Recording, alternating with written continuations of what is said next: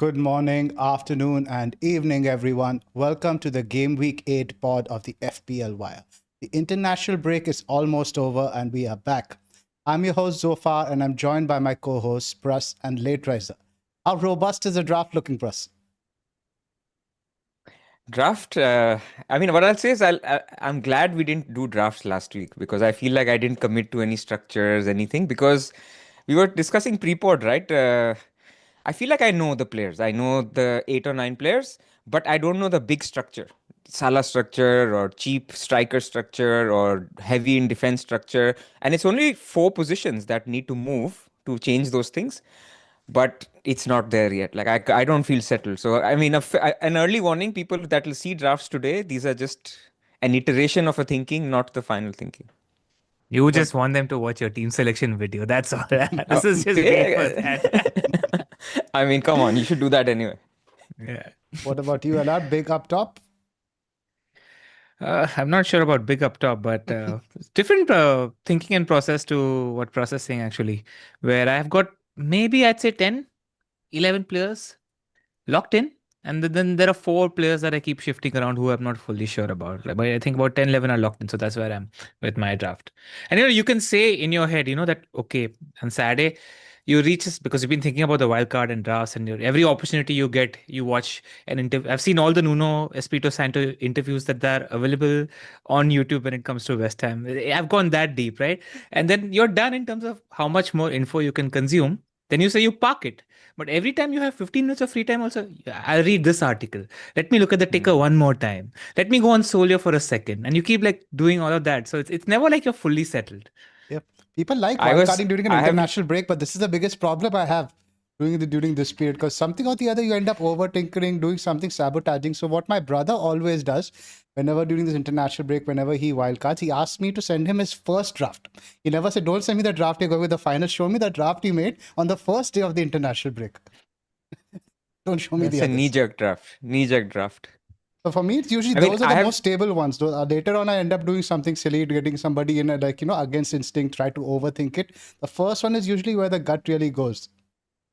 I'll tell you what the level of overthinking has reached. I'm now making drafts where I'm 0.2 underwater. Like it's over budget. Because I'm like, if Burn double rises, Voldemort double rises, I'll have 0.2 more to play with. What can I do then? And then if Salah drops or João Pedro drops, then I have 0.4 more. So I have gone into this. It's a waste of time, but it's fun that I can even, if I get more team value, what can I do? Can a Salah draft work with 0.4 more? So it's all in there. That's the guy should How be about get you, sacked. Zoph? I'm guessing your international break has been very different to us. What have you been up to? Very chill, man. Lot of gaming, lot of Ghost of Yote. It's such a good game. Nice, nice. For those that don't know, it was Zoph's birthday last week as well. So belated happy birthday from all of us at the Wire to Zoph. Make sure you're wishing him in the comments as well. Let's get started. Yeah, let's Let's get do it. into it. As always, just like here's a pledge. Look at the quality of tables that Scout has churned out for their members on this podcast, and then decide if you want to become a member or not. And if you want to become a member, click on the link in description below or scan this QR code because the Scout supports us, and you'll be supporting us as well if you click on our link. That's all. As you guys know, NordVPN has been a long-term partner of the FPL Wire. If you're bored of the streaming libraries in your country, with NordVPN, you can access content outside your region, get access to a wider library on your favorite streaming services. And if you're traveling outside your country, you can access your home library content. Every purchase of the 2-year NordVPN plan using the link nordvpn.com/FPL Wire will receive an additional 4 bonus months on top. I'm going to ask for TV show recommendations, guys, but was there much TV being watched for us? Yeah, There were there's a fair 15 shirts on the phone. I don't know what is TV. I don't know. I mean, to be I was serious, expecting you to say my TV is terrible. I'm below 100. well, that's a whole other thing. I mean, it's so depressing looking at the sale value. But anyway, that's a different thing. Traitor Celebrities has started. It's fun. Have you seen it? Yes, 2 No, It's episodes. is it so good? funny, man. The It's fun. characters are so funny. So I like it. I like it so far. Car is my favorite by Nice. far. No spoilers. Yeah. I'm gonna go check it out. My brother flies down in a couple of days, so it's something maybe we can watch together. That'd be nice. Yep, not much else I think to recommend this week. I saw that Indian No, show. What else? Go ahead. I saw Black Rabbit, which you recommended, Hmm. and really enjoying the show. But like I'm episode 4, episode 5 deep, and it's like watching Darwin Nunes or Nicholas Jackson when you own them. Like so many times you're shouting at the TV and you're like, "Don't do that! Don't do that!" It's like bad decision after bad decision after bad decision. Uh, but uh, excruciatingly fun, infuriating show is how I describe it. Pretty good description. Yeah. Nod also has an Joshua, Go ahead. no, go. It's fine. We were getting into other shows like there's a third season of Diplomat coming, but let's get to the wild card. Sure. Any other recommendations you want to shout out? We have time. No, there's a show called Diplomat. I don't know if you Diplomat, guys I have know. watched it. It had the So girl the from the third season Americans, is right? coming in a couple of days. Mm. Yeah. Now, Nod also has an efficient anti-malware and anti-spyware protection tool. It highlights any attack and deletes it before it makes a mess of your computer. Grab your exclusive NordVPN deal by going to nordvpn.com/FPL Wire. It's completely risk-free with Nord's 30-day money-back guarantee. Sign up using the link in the description below. So guys, we'll get into your wildcard drafts in just about 30-40 minutes into the pod. But first up, we have some very interesting charts and tables to talk about. And this will continue the theme from the last pod about what we have learned about the season so far. So first up, these are from Twitter's Pras account was Tom Bayer, I think. Something like that. Yeah, Tom Bear. He does really good charts. A very well recommended account. So if you want to check him out, he's done this rolling XG chart, which we used to do in the past. I know FPL Chase used to do it. It gives you a sense of your beliefs on particular teams in relation to expected goals and expected assists. And because it's a rolling data, you can actually see proper trends. There's like a little triangle if there's a manager change as well. So if you can see how Everton actually hasn't changed much under Moyes, even though we might like to think it's changed, but you see this uptick this season. So let's talk about it. Like these were some interesting trends, and how does that apply to our wildcard? I mean, let's Also, talk just about worth these. noting, it's a 15 game Hmm. rolling average 15. as well. So it's pretty 15. It's a pretty robust number that you see on So the it's right like as well in terms 8 of from how. last season, 7 from this season. So it's a pretty even split Correct. as well. Yeah. Correct. Let's look at the teams that are more relevant to us right now going forward. Arsenal is quite interesting because it's just consistent. In fact, if anything, you'd say the XG numbers have been improving a little bit from the tail end of last season. And defensively, they actually, I think, again, this is because of the fixtures a little bit gotten marginally worse, but it's still so good. Arsenal's data is 0.81 is very consistent. good, man. Yeah, Very, very marginally better if you look at it. Downward sloping is good for Arsenal. Yeah, but it's still not gotten to the levels that it was the middle of like last, I think, right?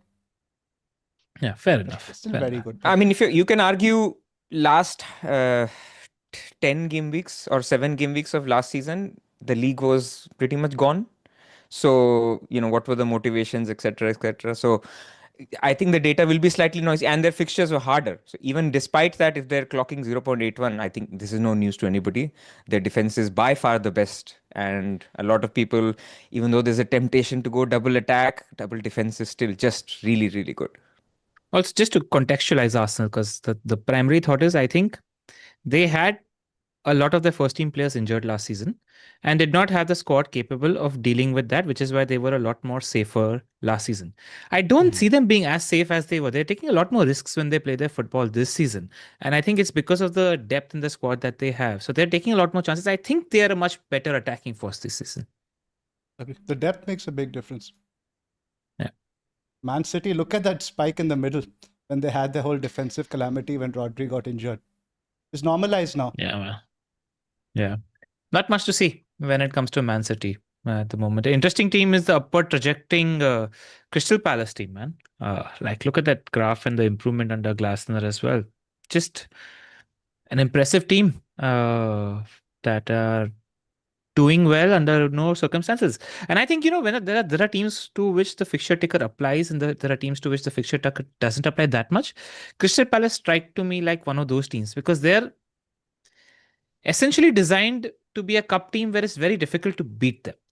And right now they're in such a good moment that they tend to win a lot more as well. So kudos to Glasner and what he's doing at there. Glasner comes across as not in his style of play, but in his tactical play, like Mourinho a little bit. So of course Mourinho was a very different way of playing, but he plays his opponent. I feel like Crystal Palace, like he plays Man City the way he thinks is the best way to play. It doesn't look to us the same. But you guys remember when they won the final, the FA Cup final, where there was this Glasner thing going around that we'll beat them if they play this particular way again. And so he finds a way to win those matches. So he's a good one-on-one opponent manager kind of thing. So this Ayala is right. Like when we think it's a harder fixture, they're also setting up well for that fixture. Of course, every manager should do that. Some just do it better than others.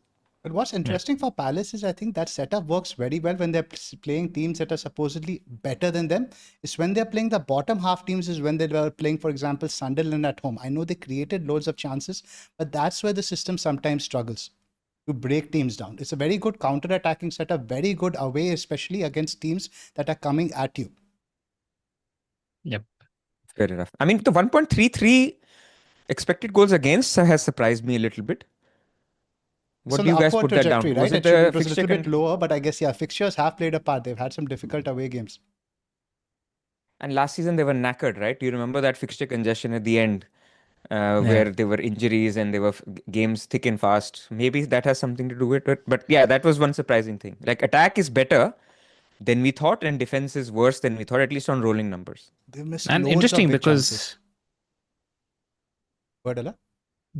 just think the Lex thing might come into play now in the next 3 months when it comes to Crystal Palace as well, because they don't have a deep squad to deal with the Thursday, Sunday rotation. So I've been thinking about whether I should go for Anderson versus Richards, for example. And the fact that they have a Thursday game every week sort of just plays on my mind. Agree. Newcastle. Everything's trending downwards. The XG numbers are significantly down from the peak you see in the middle of this graph, but so are the XGC numbers. XGC numbers are significantly better. And this matches up with what we are seeing in their eyes. They're not giving up many chances, but they're also not creating as many chances. But that being said, I think this is also somewhat mitigated by the lack of a striker in the first few weeks of this season, right? Didn't really have a focal point. They were playing Gordon, then Gordon got suspended. I think this number will sort of trend upwards now that we see Voltemade getting regular minutes. And fixtures weren't easy for Newcastle United. There's a reason we didn't have any Newcastle United players at the start of the season as well. So yeah. Liverpool is a big one. Yeah, but 0.81 is as good as Arsenal. Yeah, very good defensive numbers despite the fixtures. That's impressive. Look at Liverpool, man. It's both the graphs. Look at how far apart they were and look at how close they are now, how they're converging. Very worrying signs. Team in transition. I mean, and I expect the gap to get wider now. More and more the team plays together. Bournemouth. You can see the point they won the league. Yeah, there's a clear thing over there, right? Where they've sort of like not down tools, but there obviously was a loss of focus. Yeah. Bournemouth, quite consistent. But it's low numbers. XG numbers are quite lower, right? Much lower than what I expected. They have doing much better earlier, but I think maybe now the goal share has gone up higher towards Semenyo. Yeah, which is why we haven't noticed it. But the XG numbers are just about decent. Not like, how I would expect them to be. Which other teams you want to touch upon? Manchester United? Things are not too bad when it comes to Manchester United. I think trending in the right direction. The XG numbers have significantly improved since the start of this season. Yeah. 4 underperformers when it comes to not scoring as much as the underlying data. Bumo, Cunha, Ahmad and Bruno Fernandes. So if we start converting our chances, things will look rosier. Which other teams do you guys want to touch upon? Nothing. I think we can move on to Chelsea is one team let's discuss, which is sort of relevant. Yeah, I also want to say Everton. Sorry, not Everton, Brighton. Because that's going to be a theme of, I have maybe 2 picks from Brighton on the wildcard. So I just want to say it's like somewhat underrated. Like if you look at their attack, it's a better attack than Newcastle in terms of rolling XG. So if you can find the guy, it keeps coming to me that Brighton this year is like Bournemouth last year. Like people don't rate them too much. People are not sure which is their pick. They've got a few good picks, but minutes are a little bit not sure. But if you can find a good player that is getting good minutes, it's not a bad team to back. No Europe as well. And the player that all of us are looking at is very similar to Semenyo from Bournemouth as well. Yeah. Very similar as well. Exactly. We've been saying that since early pods this season, I remember. Yeah. So I think it's a good pick. But what I worry about is like I just don't know. I don't have it in me to trust their defense. And I think this number sort of tells me why. Because play a little aggressive, risk taking football as well, right? They don't know how to do a deep block. So Yep. never trust their defense. Defensively, they've gotten worse as well. Yeah. Yeah. Let's talk Chelsea and the massive dip you see in the XG numbers over the last, like maybe the 7, 8 games. And we've seen it, right? Maresca has gone for a bit more control. So those numbers have down. It's also coincided with Palmer's dip in form, which we saw was the tail end of last season. And this season, he's really not had an impact, right? Since game week 2, pretty much, he's been in and out of the side. The XGC numbers are also trending in the wrong direction, which is a bit worrying. And now with the whole centre back crisis that we have, I don't think that will necessarily improve anytime soon. I mean, you're out of your crisis already. Chaloba's back and Fofana's fit, and both Badiashile and Achimpong were just precautionary injuries. I don't think there's a crisis anymore at the club. I would still say none of those guys are really great options, but possibly I still think the loss of Colwell is big, and you still have Calamity Sanchez in goal. So, fair enough. Fair enough. Anybody else? No, I think we can move on to the next table as well. I don't want to No point cover spending anything time on there. Burnley, Leeds, and all that stuff. Tottenham, Yeah. pretty consistent, I guess. We haven't really seen that major change from Frank yet. Yeah. I mean, interesting case would be maybe Fulham defense, because their numbers are actually pretty steady. But it's insane that despite their underlying numbers, they were, I think, top 5 for NPXGC last season as well. They've just kept 6 clean sheets since the start of last season. And I think a large reason of that is Leno's form. He's been abysmal. And maybe they have a big error in them, but it's will karma do its thing, and will they come around to getting more clean sheets? Like, that's something that is, I mean, it's now 40 games in which they've gotten just 5 or 6 clean sheets, and that's quite telling. So what do you guys think about Fulham? Fulham, I think, again, very fixture dependent. And the thing is, right, the games which are more winnable, they tend to be a bit more loosey-goosey. The weird thing was, I think they kept only 1 clean sheet at home last season, and that was against Southampton, which is the game they didn't score in. So they actually drew that game at home to the Saints. They're normally much better defensively away. So it's very difficult to get a read on Fulham. You might play your Anderson thinking, oh yeah, this is a good fixture, but that's the one I think where he's more likely to concede. But the mitigating factor is the DEFCON. I think the fact that he's so reliable for DEFCON, and the thing, what do we look for in a defender? The defender, you want DEFCON potential, you want bonus potential, and you want goal threat. Anderson scored for Denmark midweek. We've seen he's good for bonus when they keep a clean sheet. He's a DEFCON god. I think he's just a no-brainer pick. You look past the Fulham aspect of clean sheets because there's still a good defense. I mean, it's tough, right? Because I think Richards versus Munoz isn't an easy decision. We're looking about Palace being probably top 5 defense of the league, whichever way you look at Richards it. versus Munoz or Richards versus Anderson? Richards versus Anderson. You said Munoz, that's why I got confused. Okay, yeah. Sorry, Richards versus a tough decision. So yeah, we'll talk about that when we're talking about wildcard drafts. This also, I thought, is a nice table from Scout, which sort of contextualizes everything. What you can see is the top teams for NPXG, and on the right-hand side, you can see their fixture ticker rank in the first 7 weeks of the season. So how they did compared to how their fixtures were. And what stands out to me in this table are a couple of things. I'll just zoom in so I can check it properly. It's Crystal Palace, man. They're second for NPXG, and this is despite having the 16th most difficult fixtures at the start of the season. So we talk about, Palace and fixture ticker not matching. This sort of tells us, because they're set up for the counter, etc. So the bad games are not necessarily bad because it suits their playstyle. So that's something that stood out to me. And Arsenal, sitting top 4 for XG, they're doing goals. People little bit unfairly criticize them for not doing enough goals, and they've got tough fixtures to start the season. They've already been to Anfield. They've already played Chelsea. They've already played Liverpool. They've already played United, and are sitting 4th and for Newcastle. XG, I think, and Newcastle. So that tells a story in itself. That's very interesting to note because Arsenal, all the tough away trips, they've almost done with it, except the Etihad, you'd say. Most of the tough games, they have Stamford Bridge to go. I think that's coming around, I think, the next 5 to 6 game weeks. But it's good to get that done in the first half of the season, I think. Then the second half, you can really focus. Yeah. And they did this with Kai injured, with Saka injured, with Odegaard injured as well. So, like, everything you see about that club is looking impressive right now. Some other standouts over here. Chelsea are about 11th fixture difficulty and about 5th. So I think pretty much where you respect Liverpool. Fixture difficulty, they've been 17th, right? Again, we talk about Salah's poor numbers. Liverpool have had a difficult run of fixtures. We should mention that. Yeah. And people are talking about Newcastle not scoring goals, but they had the toughest run of the fixtures at the start of the season, 20th on the fixture ticker. So a lot of people I'm contemplating somebody like a Bowen versus a Voldemort versus a Mateta, for example. It's just Newcastle have had tough fixtures too, which is why they haven't scored as many goals as they should. Tottenham third, Yeah. only 7.53 mid-table. Yeah. Sunderland, right? People talk about them being such a great club, etc. They had a pretty easy run at the start of the season. Second in terms of the fixture ticker, and sit bottom with Burnley for XG.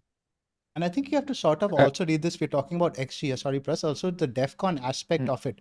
A lot of these teams now, we're talking about the defenders who've earned DEFCON. For example, we've seen Burnley guys, the midfielders. I was listening to Planet FPL earlier. We're talking about Cullen. I think in terms of DEFCONs, he's got them in, I think, 4 out of 6 games or maybe 5. All to do with fixtures, right? We need to see now how Burnley will perform in the easier fixtures. Will he still rack those up? Now you look at Xhaka on the other end of it. Xhaka has racked up DEFCON despite the fixtures being easier. Now, in these tougher fixtures, you have to think he's more likely now to rack up DEFCON. Yeah. Sorry, you were saying something?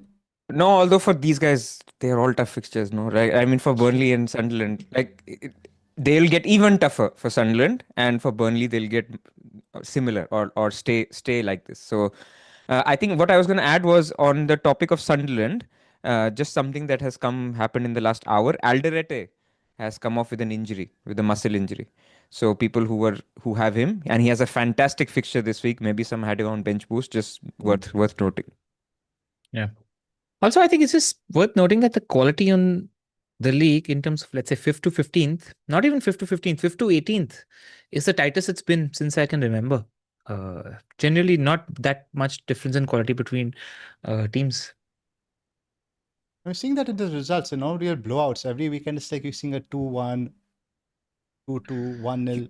You see it in the market data, man. It's so depressing not seeing any big reds or big blues. And no result, honestly, surprises us these days. Like, we are never shocked by any such result. We're sort of expecting any team to give any team a game. This one now again, similarly for fixture defense with defense in mind. Arsenal way out on top with 18th and 20th. Look at these guys, man. But at the same time, guys, I want to spin another argument. Now, this doesn't necessarily apply to Arsenal, but now in the more difficult fixtures, you'd expect Newcastle United to play more conservatively.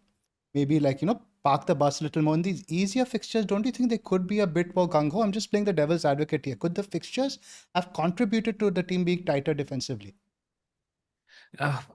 I buy that argument, but I distinctly remember it was an Leeds away. On paper, not an easy fixture. And Eddie Howe set up to park the bus against Leeds. He gave him the respect. Same with Bournemouth, right? So it's not like, he decided, let's say this is a promoted team and we'll go for it. No, he's like, no, I'm going to play defensive as well, which I thought was the most telling thing about the Newcastle defense this year. I guess, but again, that has to do with the lack of a centre forward also. I think that's been playing on Eddie Howe's mind. Yeah, but he decided to bench who, in our opinion, at that time were the best two attackers in Gordon and Elanga, right? So, and he benched Joelinton, I think. And he benched Joelinton. Yeah, I think he benched Bruno or Tonali, one of them also. Yeah, exactly. Yeah. I mean, he went nuclear on that one. I mean, to answer your questions off, I think mentality and wanting to play a certain way will affect it like 5-10%, right? But clean sheet odds are still clean sheet odds. So, okay, you can say harder game, your clean sheet odds are 20%, but your mentality changes, so it's 25% or 30%. But in an easier game, your clean sheet odds are like 40%. So even if you're playing loose, maybe that affects it 5%. Like, I try to think of it in numbers and I'm like, okay, it's still better to have a easier fixture than not. Right. I'm not talking about the odds. I'm just talking about the way they set up in terms of the XGC they concede. Normally, let's say which translates into what you expect as XGC, right? I mean, in terms of you will get fewer chances if it's an easier game, even if you're a little looser than if you were playing a tougher team and you were mentally more focused. Let's talk about some of the other guys. Anything to worry about Chelsea being fourth from bottom? The fixtures are really good now, but those XGC numbers, I mean, the fixture schedule was tough. Is that the CB thing you're talking about? I mean, just defensively, I just don't think we're a team you look at, man. We are not getting DEFCON. Maybe Chalobah is getting them. And I think randomly he's just going to rotate around Europe. very difficult to put your hat on anybody who'd start. I think the Chelsea defense is a hard avoid. I've been saying it from game week 1. See, this is what happens when you pod with people, you start to think similarly, right? I've been like on Sanchez this whole time. And then looking at these charts, you're like, why wouldn't you just go Pope? And I've got this really beautiful Sanchez Verbruggen rotation as well. But then why wouldn't you just go Pope? So anyway, when we'll come to it, we'll talk about it. But man, but you hate Sanchez, and that, it's very difficult to pick him if you hate him. I'm not letting you pick Sanchez, Pras. Yeah. We might come to that now. Let's look at some of the Interesting. other guys. I mean, Fulham is What just do going I to be do? the case study in terms of, I wonder if they'll be able to get clean sheets or not. Hold up, guys. I think I pressed the wrong button over. What happened? Got something went up with the stream deck. Hold up, I'll fix it. Okay. No worries. Are we live or not? We are live. Yeah, we're live. We're live. Okay, Just the images that he's using. All right. Yeah. Just while Zoph is Where did fixing this come things over? up. Oh yeah, now I know what it is. I mean, what I'll say, one thing, LR, or even Zoph, if he's listening, I think Chelsea's numbers are a little bit messed up, right? We are not, like, half of your games, you've either played a top team or you've been on a red card, or you've played, elite teams like Man United where you had a red card and you played Man United. So it's tough. So we can't. I think their data is very noisy. That's one thing. If you look at the whole season, last season, weren't they like third or fourth best defense? Because remember, we went into Yes. this Maresca style Yeah. of play. They've Or something become a like lot more. fifth. So we can't change that so quickly. Fair enough. Good argument.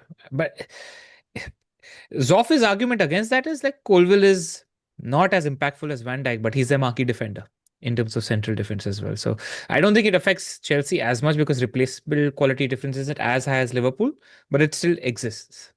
And I just think the fixtures right now for Chelsea are abysmally good for them to not get a few cleans. Yep. So I hear you. The next 5 especially are That's just where I really am. good. Yeah. That's some of the 6-yard box attempt monsters. Haaland there with 6, Ballard there with 5, and I actually watched a bit of the game last night, Ireland versus Germany. That guy's a monster, man. Yeah. What I wanted to highlight though is the 3 Arsenal players that show up in there. And these are the most number of chances in the 6-yard box in the league so far this season. And you got Gyökeres.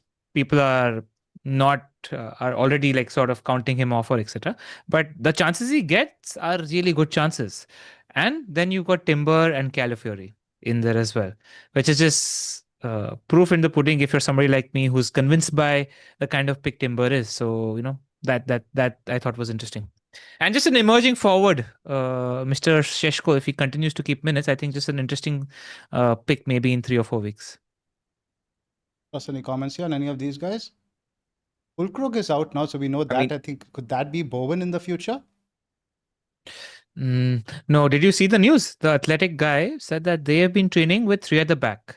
So I'm expecting like a 3-4-3 with a diamond sort of a setup with Pack as a 10 and Bowen and Somerville as the left forward and the right forward is how I perceive it. Makes sense, right? Because they've got really good wing backs in Van Bissaka and Diouf, especially Diouf with his delivery. They want to take advantage of that. So playing him as a wing back sort of makes sense in terms of how West Ham could line up.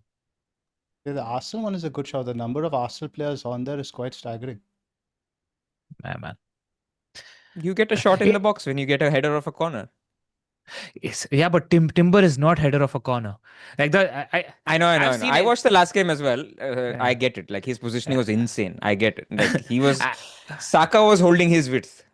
Yeah, I've seen Arsenal extended highlights of every single game they played this season, UCL plus league, and some of them twice in terms of just how deep I've gone during the international break as well. Timber is just insanely forward this season. It's insane how many chances he gets. And like Eze, Subimendi is sensational, by the way, something I realized in terms of just the amount of, he doesn't take time to make a line-breaking pass. He's so quick in his thinking. That's what people don't realize in terms of how quick he is. They're finding Timber with those sort of delicate chip transfers and like chip ball from like just outside the D. And like the likes of Saka, Timber, all are making runs inside the box. And Timber's role is to be like inside the box in open play. Like Chilwell type goal hanging. Move on from this one. Yeah. Let's talk about Arsenal a little bit, or do you guys want to keep this for wildcard discussion? Let's do this now. It helps contextualize the picks on wildcard. Yeah. The interesting bit here is Gyökeres is still getting the highest open play XG, and we'll go under the assumption that he has 50% X pen share. But interesting is your boy, the guy you got, is Eze. And I try to always make parallels and comparisons between the open play threat a Saka has versus an Eze has. And my conclusion after seeing everything is I think it's the same. And Saka's minutes and pen share and set piece share is higher. But there's an explosion coming for Eze. So I think both offer value for money for what they're priced at correctly. But also with Eze, this is using him on the left wing also a lot, right? It's not necessarily going to be in the number 10, this data, a lot of it. Yeah. But you know what? But in worries me easier about fixtures, Eze? he's going to be pretty much hanging around the box. No, but man. now that we have the news that Odegaard is out at least until the next That's what I mean. international break. So that means now we get the number 10. So what I'm trying to say is this data may not be indicative. Eze's data should only be better than this in the next Yeah. But the thing is, I just don't trust Arteta, man. Like, he has too many central midfielders he likes with Merino, with Zubimendi, with Rice, all three of them existing, right? Like, he'll do some screwing around in terms of how, but Eze is a great pick. I'm struggling between the Eze and the Saka thing when we come to our drafts. I'll talk to you guys. And we should mention this is You're open. debating between Saka and Eze.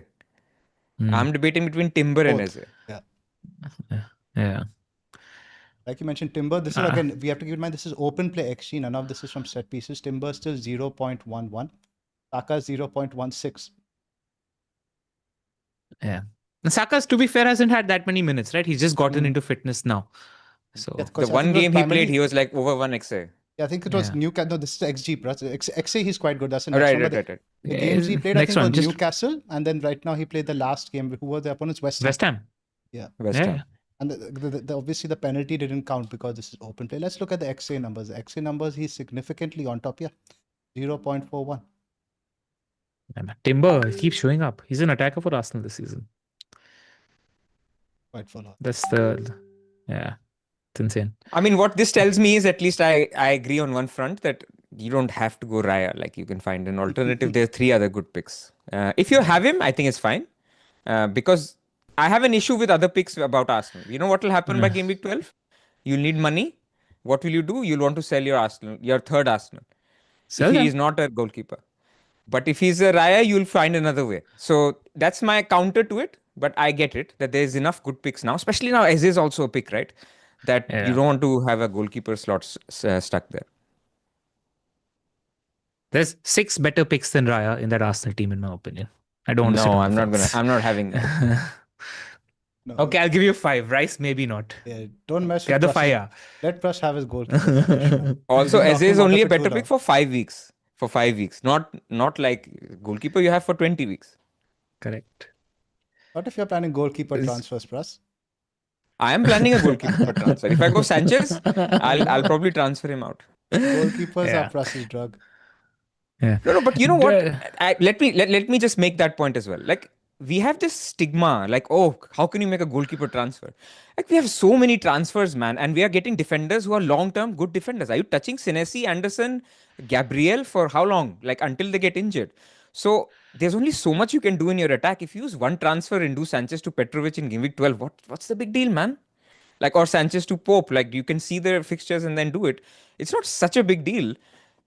I just wanted to say that, like, But we the don't point- have to have a goalkeeper The for counter 20 to that, weeks. We Pras, can is just that have a often short-term goalkeeper. that the goalkeepers are often fixture inelastic. You could see a fixture, somebody like a Pope getting a big haul away to a Manchester United, away to a Chelsea, and you'll be transferring him out for that. That's a big risk you take also. Yeah, I had Cells. He was not fixture inelastic. Absolutely. Let's not talk about sales. We're still on about that. Okay. Move on Yeah. to chances created per 90. No, That is- move to NPXGI. That's more Go straight relevant. there? Let the chances. Let's go, Yeah, just in terms of NPXGI share that you see and some interesting numbers, like see the box sizes in Arsenal, and Gyökeres and Timber's box sizes are the same, which I thought is like worth highlighting in terms of just look at the open play threat that they have in terms of share, which I thought was quite interesting. City is one-way traffic, which almost makes me wonder there's only one pick in City and you don't need to necessarily go for another attacker in that team.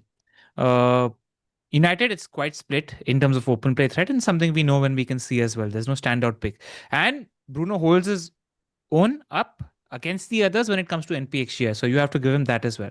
Plus, I'm praising Bruno Fernandes. Nah, I'm not talking about Bruno. Chelsea's an interesting one because a lot of us are looking at Enzo Fernandez, especially for those of us on Wildcard. And it took me a while to come around to Enzo Fernandez as a pick. But there's my brother-in-law, in fact, keeps telling me that he just wishes Esteban is nailed because he's convinced that when he's becoming nailed, he's the pick in terms of generally how good he is. But Pedro and Fernandez's boxes and Chelsea's boxes in general tell us that there's no talismanic pick there at the moment. They're like split chances. So are we making a mistake by going one or two Chelsea attackers? What do you reckon, Zoph? I think we're still going to score goals, and I think while they might be shared around, there's still some value options there. Now with Enzo, we're assuming he has penalties, he has a large chunk of set pieces, so he has a route to points. But again, what worries me about Enzo is the shot numbers are just so strange. 8 shots in the box, of which 6 were big chances. And if you remove the penalty, it's 7 shots in the box and 5 big chances. It's not like he's getting a very high volume. You saw the Liverpool game, he had the late header, which he hit off the post, right? So these are the kind of chances which he's getting, which is used to arrive late in the box. Now, would there be a tactical change now where he realizes that Pedro as a 9 isn't working and he wants to drop Pedro to a 10 and move Guiu maybe a little more forward, play Guiu a bit more regularly? That might dent Enzo's potential a lot.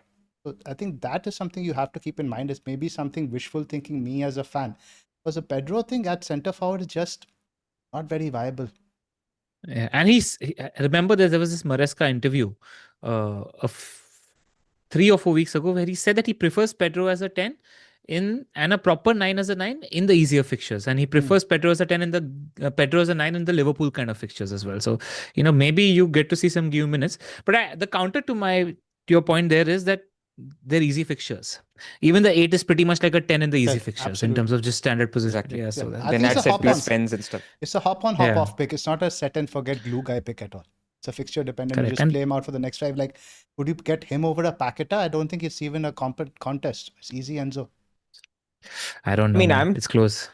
Every path of mine that I'm thinking what happens in game week 12, 13 is Enzo to Reinders. Like that's like such a nice, like you get all the Enzo good fixtures and then get Reinders after he's played Newcastle away in game week 12.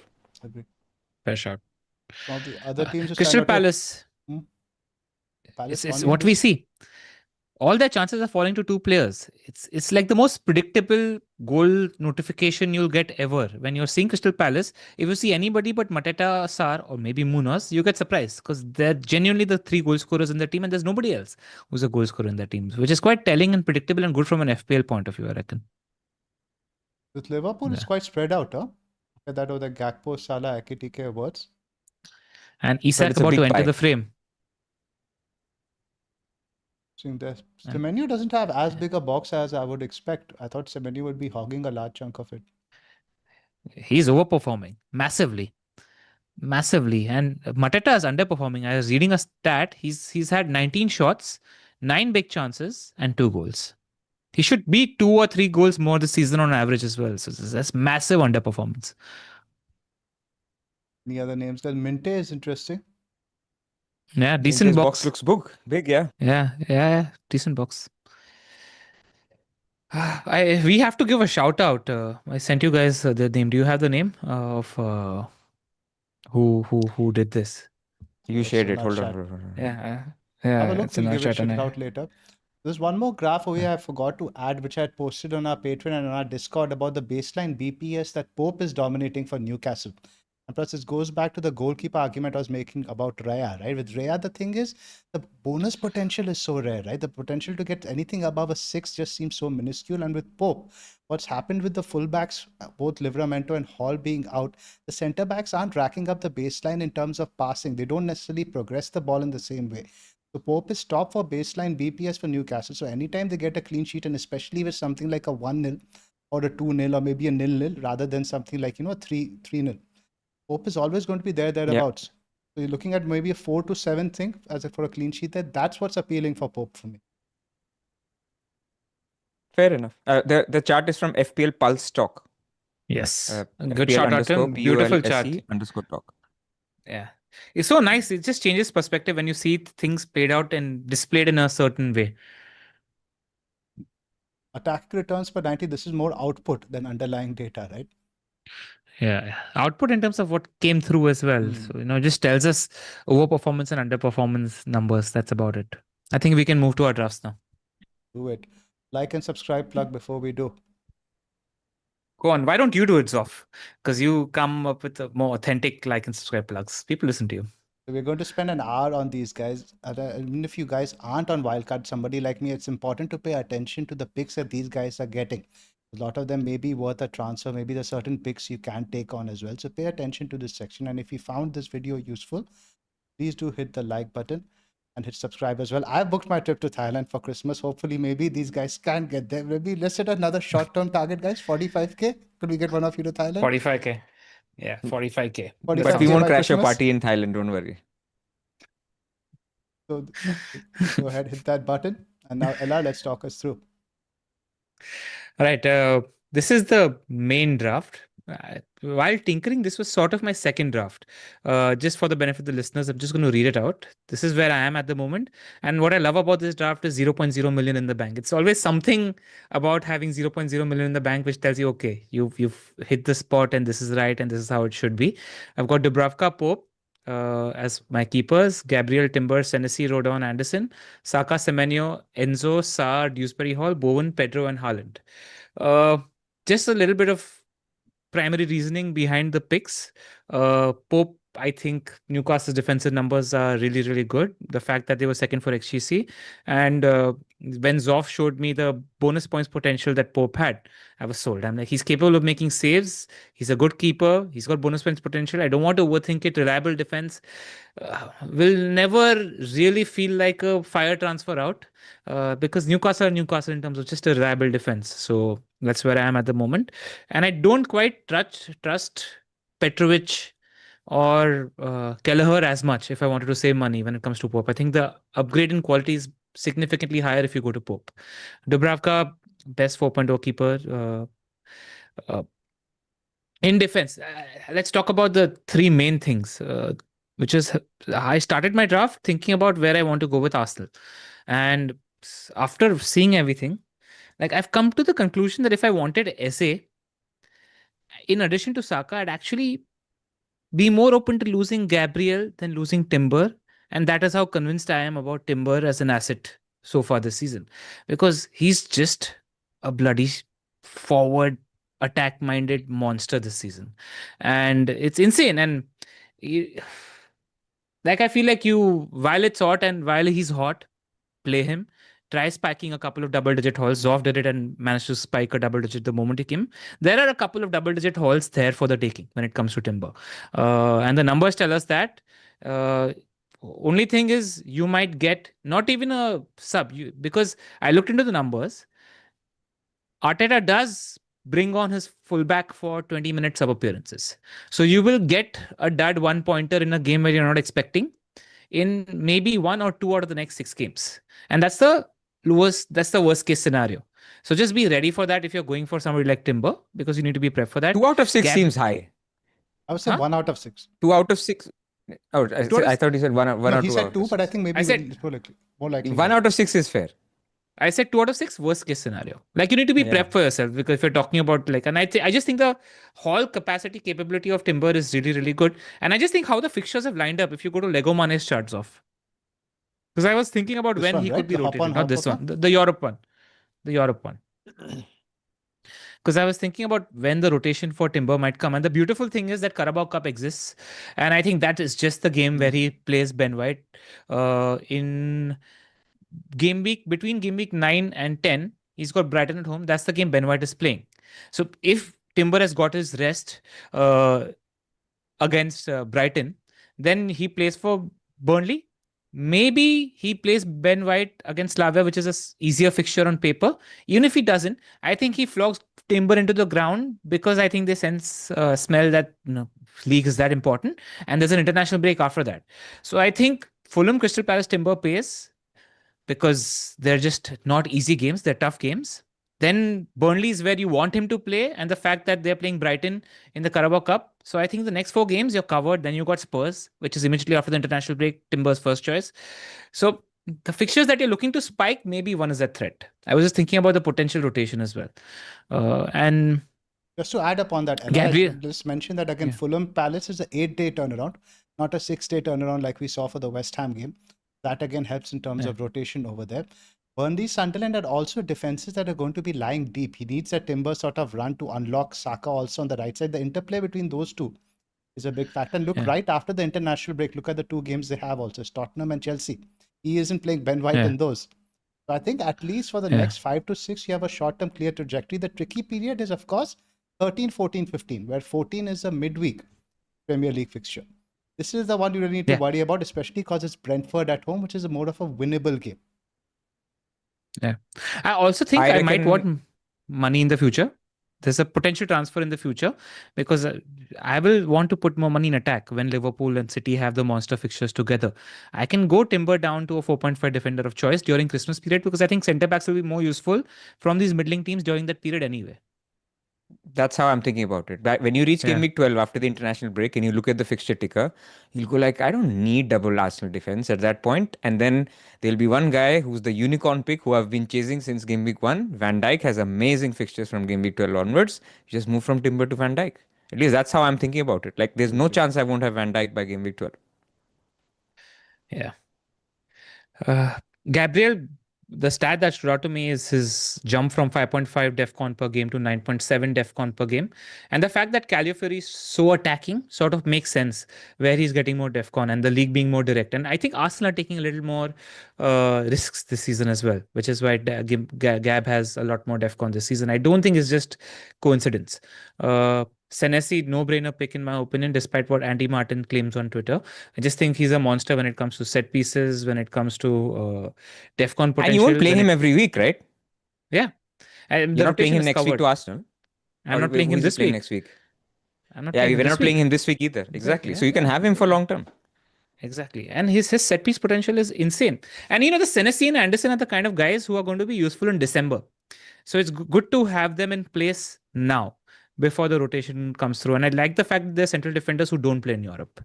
I just like that. It's sort of comforting in terms of never wanting, I want to try not spending hits on transfers. So this sort of having a strong base like this helps. Rodon, I just prefer Rodon to Sunderland because I think Leeds are a better team to Sunderland in pure quality. Despite Alderete having higher DEFCON potential. And Rodon is useful for BB 9 or 11, which is when I'm looking to BB at the moment. He scored yesterday for Wales. Yeah. I'll talk through my draft, or you want to just discuss my defense at the moment? Let's just talk about like where we go. Let's talk about the defense as a whole first. You got, I think the goalkeeper picks, I think you've gone with absolutely the right pair. Now defense now, I think obviously now let's talk Anderson versus right Richard. my Sanchez. We'll come back to it.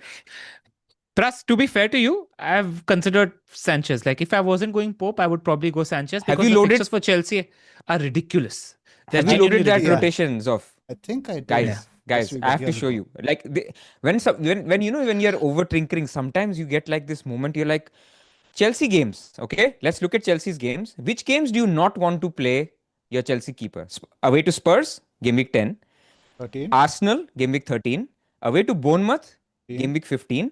Away to Newcastle, game week 17. Away to Man City, game week 20. You don't want to play your keeper, right? Other than that, you play Sanchez. Okay. Who does Verbruggen play? Game week 10, Leeds at home. Game week 13, Nottingham Forest. Game week 16, no, sorry, which one? Game week 15, West Ham at home. Game week 17, Sunderland at home. Game week 20, Burnley at home. So all promoted teams at the same time when Sanchez is playing the difficult fixtures. It's like mind blowing. The problem with this, Pras, you're backing 2 rubbish defenses. Not two. Rubbish, man. I'll tell Chelsea you what are though, good. Pras. Like, I'll tell you one thing, Pras. I just worry when you want to move to Salah and then imagine you're 0.2 short. Like, just imagine a world in which you're 0.2 short and that is going to frustrate the hell out of you. And which is why I think Dubravka is a gift that the FPL gods have given to us that you just use. Especially somebody like you who's already done with the bench boost. So like take the bad Yeah, I mean, fixtures. but I'm being stingy on other positions. Like I don't have a third Yeah. forward in most of my drafts, or I don't have a fifth midfielder. So I'm using the value, but I'm You just can saying, like, in you fact, the rotation fear for Sanchez, now I don't have. Verbruggen is yeah. 4.4. It's only zero point 0.4 more.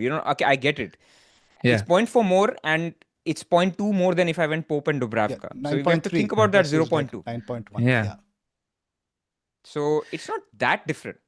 What is the other one you I had So in don't mind? mind going. Ariola Petrovic is the other one you had in mind, Pras. Ariola Petrovic, but this is better. Like this is cheap, Yeah. more expensive, zero point 0.4 more expensive. But they are playing maybe 7 promoted teams in this Yeah. fixture ticker. And more better than that, you're not having headaches. You will lose points on the bench for sure. It was But very they are clear. very clear windows Agree. when you have to play Yeah. Verbruggen. I'd agree with I that. am not against playing Sanchez at all. I'm just saying if you're going Sanchez, go Dubravka.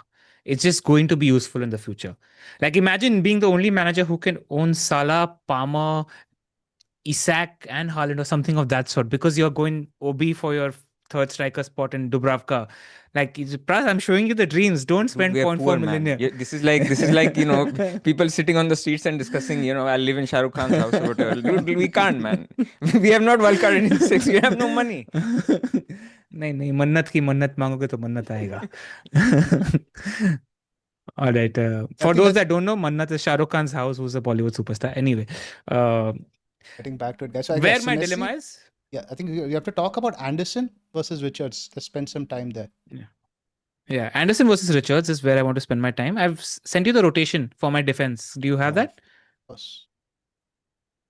So as you can see, I'm going to play my Arsenal defenders all weeks. Maybe game week 13, I don't want to play them. But when will I need Senesi/Richards the most? Primarily in game week 9, I'm looking at a BB opportunity. So, and Richards has Arsenal away, and Anderson has Newcastle away. Anderson has the better fixture and the higher floor when it comes to DEFCON. Game week 10, Senesi has City away. So I need to play one of Richards or Anderson. Richards has Brentford at home. Anderson has Wolves at home. Arguably, Anderson has the easier fixture, but both are playable either way. And then they're just playable every week. Okay, arguably, let's say against, I want to bench Senesi against Bournemouth, against Aston Villa away. Anderson has Everton away and Palace has Brighton at home. I think Everton away is the easier fixture in that situation as well. Brighton Palace game is a mad derby that sees goals every time. So that's one thing. Second thing is I don't trust Palace's legs in the last 15 minutes. Third thing is I don't trust Richards in a congested Christmas period because I think they're capable of playing another centre back if it comes into play. Whereas Anderson is simply first choice 38 out of 38 games centre back and has a higher floor for DEFCON. Fourth thing, I see myself buying a Palace defender game week 10-11 if need be.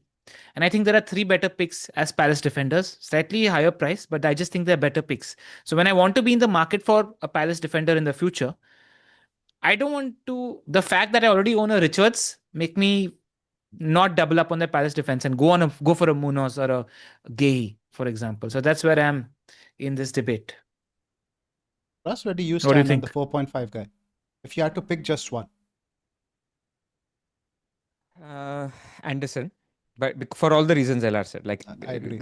Richards is not 100% minutes secure, right? He does miss the odd game in Europa or Conference League, and so Anderson will just play. And obviously, DEFCON potential is better. I think Crystal Palace is a better team to back. So if you gave Yes. me maybe 0.6 more, I would say get Lacroix. Or if you gave me 1 million free, I would say they are better. But between Anderson and Richards, I would say Anderson is better. Yeah.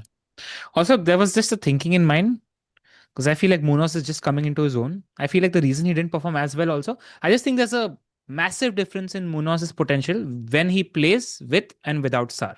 I think Sar is excellent for Munoz in terms of the space that he opens up as well. So there was a version where I doubled up on Arsenal attack, let go of one Arsenal defender, and go with Munoz. But the reason I'm not going for that, This one. yes, yeah, where I let go of Gabriel, go Saka as a Semenyo, Sar, Enzo, Calvert-Lewin as my 8th attacker, and go Munoz. The reason I'm not going for Munoz right now is if you can open the Palace fixtures. I've spent too much time just thinking about FPL. Can you get the other fixtures? I'm just not a fan of how I see this. Yeah. Okay, any fine. Yeah. I think Bournemouth score. I think Arsenal score. I think Brentford is a decent clean sheet fixture. I think Brighton score. I think United score. So I don't think there are like hammer home clean sheet fixtures which are like, what's the word we use at the start of the season, Pras, which are like just like Clean sheet bankers? Banker. clean sheet bankers. I don't think there are banker clean sheet fixtures for Palace just yet. I think they come into the play later, which is where I want to start with, because I think Burnley and Sunderland are banker clean sheet fixtures for Arsenal. Whereas that's why I think I want to go for the Arsenal defenders over Munoz and maybe postpone that purchase for later. The same point can apply to Anderson as well. You'd say Wolves at home and Sunderland at home, 10 to 12 are better, more bankable clean sheets than Brentford and Brighton. Yes, exactly. That's the thinking. And also we've And seen, it's a right, high long profit throws of- are the thing now. Richards is now the guy taking the long throws. He's never going to be the one receiving them. That's also a little bit off-putting, right? Yeah, but he's a target on set pieces, right? They do free kicks and corners as well. So yeah. He's still insane value for 4.5. Yes, absolutely. Yeah. I think he's still, I think, Agree. the top 8 for your DEFCON. But as is Yeah. Rodon, like I thinking about it more, you have to, people who are looking at the draft and thinking about, oh, I should get Rodon or I should not get Richards. You really have to think about who you're playing and then see how it works. So for example, in this draft, now you're on bench boost next week, like I'm not. So let's say I went with this draft and I wanted to bench Sar against Arsenal next week, then I would pick a Rodon over Richards because Rodon has a good fixture next week as well. So these are the things that you have to think about if you go with these defenders, because ultimately we've been saying it all season, the gaps have reduced. So between an Anderson and a Richards, between a Rodon and a Richards, it's not huge difference. Think about when you play these guys, when you actually need them. Like the problem I had initially with Timber last week was it's making me get massive defensive headaches from game week 12 onwards. Like they all have good fixtures forever. So it's like, you know, what am I doing here with so many defenders? Am I going to be playing 5 at the back? But then I have such nice good attackers as well. But I've landed on get good players for the next 4 weeks, save your transfers and then take it from there. So therefore Timber makes sense. But otherwise I was having that problem that you have too many good defenders and then you'll be benching 1 or 2 every week after game week 12. Yeah. And we'll want to likely restructure in 4 weeks anyway. Like that's also the conclusion. We'll want to spend 3 or 4 transfers in those 4 weeks when people are wildcarding, just after the next international break, essentially. Yeah. I've seen a few drafts Any around, different- guys, on the Discord. I just wanted to get your opinion on that. What about going with 2 4.0 guys? You guys like that idea? I'm not in favor of it. I think I would want at least one of your Anderson or Richards in there. Yeah, especially with December coming. And I just think it's important. There are some very, like game week 14 is a rotation nightmare. So you want robust center backs in your drafts. And like Sunderland have done well so far, but I think they've overperformed their clean sheet potential. And I don't think their clean sheet potential will be the same going forward. Just wanted to say that as well. Only case I can see for it is if you go for a Salah draft and you need that 0.5, going Salah, Haaland or whatever. It's not the end of the world if you did it. It's not the end Because of the world. both Sunderland and Leeds are playable this week. Yeah. Actually, it's not the end of the world because I think Rodon is a very robust fourth defender. Like he's a great fourth defender. If Yes, you but the- use Rodon as a But the point I was making to Hassan, he had, for example, Rodon and Mukiele in the draft is, let's say now Senesi or Timber, somebody gets suspended for 1 game week. You see the fixtures that Leeds and Sunderland have coming up, you're never going to be confident playing. It's always going to make you want to make a transfer, right? So I think it also depends how you're set up. Like, for example, in this draft, Dewsbury Hall is likely to be your first sub, not your defender. But let's say if you have King over there, let's say if you go with King and 2 4.0s, that becomes a very light then. You're never going to have somebody you're confident to sub on any week. So the draft iteration I have of this draft of the 2 strikers is I have Lewis Miley as the 5th midfielder, not Dewsbury Hall, and Rodon becomes Richards. Yeah. See, so So you're effectively giving another that player is the that iteration makes more sense. Then I have 2 DEFCON monsters, first sub, second sub all the time. Yeah. That idea, like. So let's just talk about some of the locks here, guys. I think now let's see the goalkeepers. We'll discuss that plus thing. I think Gabriel a lock for both of you guys, or like Arelara, would you still go Timber? Timber is a lock more so than Gabriel in my draft. I think even so with the DEFCON potential and the potential like minutes, goal threat, and everything. I think Gabriel Timber are locks in my team. But if you're asking me which defender is more locked in my team, I think it's Timber. I can't see myself not chasing the upside with Timber on my wildcard. Fair enough. It's for you, Pras, Gabriel. Gabriel and Saka are just for me. No need to overthink. Great fixtures, great picks from a very good team. And in terms of your second defender, would you prefer Timber or Raya? I mean, I prefer Timber, but I have a draft with Eze. Do you have that Eze draft with Cucurella? I have everything. Wait. Go on. Actually, go on. We're doing it nicely. No, I'm just in terms talking of structure and structures, right? pattern. I'm just Yeah. talking structure. So Yeah. there is a This is your world in Salah which you can Haaland one. afford. This is your double Arsenal attack. This is the one. This is the one. This is the one. So I think like if you were to say instead of Timber, I go Cucurella. Like Cucurella is attacking, right? Okay, you can argue he's not as attacking as Timber this year. I get all of that. He's a perfect But placeholder again, for go Van back Dijk to for the next 5. exactly. So for 5 weeks, if you're going to be selling Timber anyway in 5 weeks, Cucurella has very good fixtures as well. You can get Cucurella, and then for your fifth mid, instead of who we had, you can have an Eze. And you can even go Munoz plus Anderson, for example, instead of Cuckoo and Richards. Like that's also an option. That's what I mean. The defenders between Richards and Anderson, I didn't think about rotation. This is a structure. So you can have a Saka as a structure with another big hitting defender, and actually the structure works. Now, Eze could be, when I look at this draft, this is when I look at this screenshot and I go, Eze is good, but then I could just have Bowen, right? Same price. Cucurella is good, but then I could just have Timber, right? And then you come back to the old draft that we were just discussing. So, it's close. But Eze is just more explosive than Bowen this season. He's insane. Like he's due a brace soon. It's coming. Like his open play threat and his underperformance has been unreal so far. He's taking up those cutback positions and he's creating chances. So he's got quite the outlet himself. Only thing is, right, Arteta's fetish for Merino, man. I don't trust it.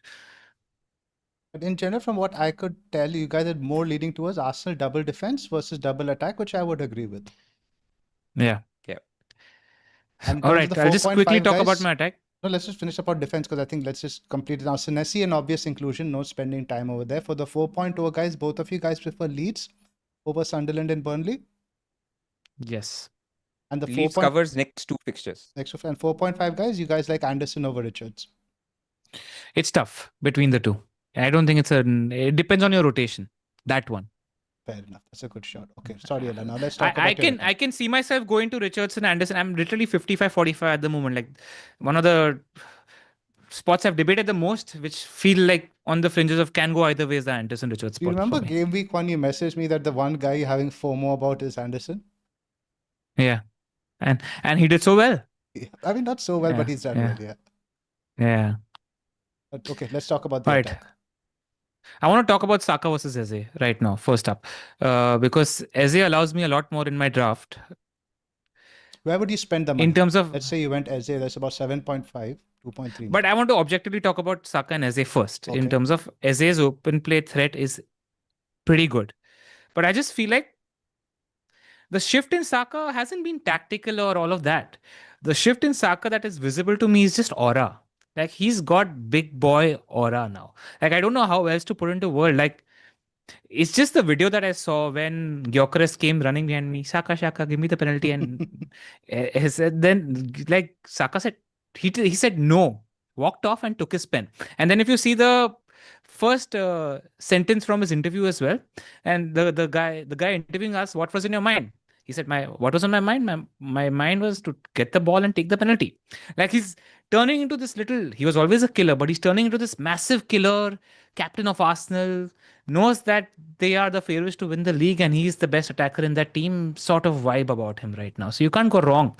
And even from a structural point of view, you want to have a Saka which is closer to Salah than an Eze also, right? So those are the two things playing on my mind.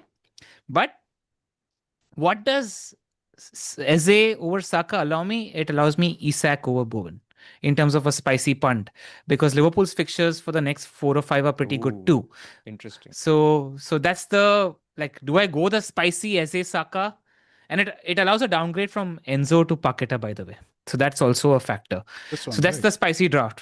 Yeah, where Saka, Bowen and Pac-10 turn into Eze, Saka, Bowen and Enzo Fernandez turn into Paqueta, Isak and Eze. where I'm like, Isak is just the best differential. Game week 12 onwards, he might become template. How early do I want to jump on Isak? And the fact that Eze is open for the next 4 weeks allows me to punt on Isak. And I'd say there's a 60% chance I go with the Saka draft. There is a 40% chance. Like today, I was like, man, it'd be so fun to go with Eze and Isak, which a lot of the world doesn't own at the moment. So these are the drafts that I'm sort of contemplating. mean, I did speak to Josh. And he said that Isak's not quite there with the fitness yet. And he played 290 minutes over the international break. But Pras told me that he looked quite shit also in those Sweden games as well. I didn't watch, to be clear. I just heard. Fair enough. But like those fixtures, man, like go on, Zoph, sticker. The LegoMane ticker. Because it's important. the Europe one or the hop on hop off? This one? The Europe one. Always the Europe one. Cool. Liverpool. Yeah. So United, great fixture, right? Then it's Brentford, Palace, Aston Villa. I can't put a finger on whether Isak's 100% going to start the league or is he going to start that cup game against Aston Villa. Why I'm saying Cup game that against is Palace. because cup game against Palace. Why I'm saying that is because he will likely want to play Isak in the Madrid game, which is the Champions League game between Gameweek 10 and 11. So, and Ekitike's form has been great. So his minutes, is he ready to start every game 70 minutes right now? I'm just not confident. So that's the debate. Can I just say one thing? If you Yeah. leave a little money in the bank, you can see this phase, and what you're trying to get for Eze, the same thing can be done for Gordon and Isak. You can do Saka, João Pedro or Bowen to Gordon, Isak by game week 12 as well. I get it that if you do it now, you're there before anybody else. No, But- and plus the Crumble game is Game Week 8. Of course it is. Of course brutally, it is. brutally But we have honest. no idea. Yeah, that's all. So like, because it's Liverpool, right? They're going to click. The moment they click, they'll bang 3-4 goals and you're like, okay, I need to get a Liverpool attacker. And like the biggest weakness on all our wildcard drafts is 0 Liverpool attackers. But it is what it is. So I mean, the second half of we look at it, Isak, Eze, Paqueta is very much late riser 1.0, but I think look at the picks you're getting in the first one, right? You're getting so many routes to points. You're getting penalty takers. You're getting set piece takers. It's all just minutes monsters. It's all just so much more reliable, man. I just don't overthink it. Saka, Enzo, Bowen, I think it's miles better than the latter two. Yeah. I'll tell you what the problem is, where my head is stuck is, right? I'm very convinced about Saka. I think he's made the jump to like Salah levels. I think his output is going to be off the roof. That's just what I think it is going to be. I'm not fully there with Enzo and Bowen. Yes, That's I can understand that. Yeah, that's where I am with my draft. That's why the Bowen draft also so I'll just quickly go through the players that are locks. João Pedro, I think he's a great pick given the fixtures. I don't care if he's not taking many shots. I think his minutes He's are rubbish, great. man. Let people sell. Let him drop in price. Then team Lock in selection my will tell draft. him. No problem with João Pedro. Haaland, I'm not even going to bother giving more than 10 seconds. You should 100% have Haaland in your team given the form he's in. Semenyo's a lock, not taking him on against his form. Love that he's got no Europe. Feels talismanic, breakthrough season. I think Sarr is probably the best value pick in the game at the moment. Plays for a great Crystal Palace team. He's the best guy to have in the tough fixtures as well as the easy fixtures because he's the outlet guy when it comes to counter attacks. Lock in my team, not going anywhere. Dewsbury Hall, I think, is the best 5.2 million midfielder in the game. Yes, Xhaka might be taking pens and he's got DEFCON, but I think Dewsbury Hall is a little underappreciated in terms of his points potential just through output. I think just because he's not got as many points as he should, I've noticed the positioning. He takes up some really encouraging positions. I think goals and assists are coming for Dewsbury Hall. I like having him as a pick. So then it comes down to Bowen. What I'm debating about Bowen is he's talismanic. He's an output merchant. But West Ham are pretty rubbish so far. I'm just hoping there's a new balance of bounce against Brentford and Leeds. And if he's shit, I can convert him to into Mateta in Game Week 10 if need be, because that's when Palace's fixtures turn really good. The next two are Bournemouth and Arsenal, which are not the easiest fixtures for Palace. Otherwise, I'm thinking about Walter Marde as well, because Newcastle have not scored goals because they've had tough fixtures so far this season. Like Newcastle will click. If they click, I think Walt's the guy right now. That's the thing.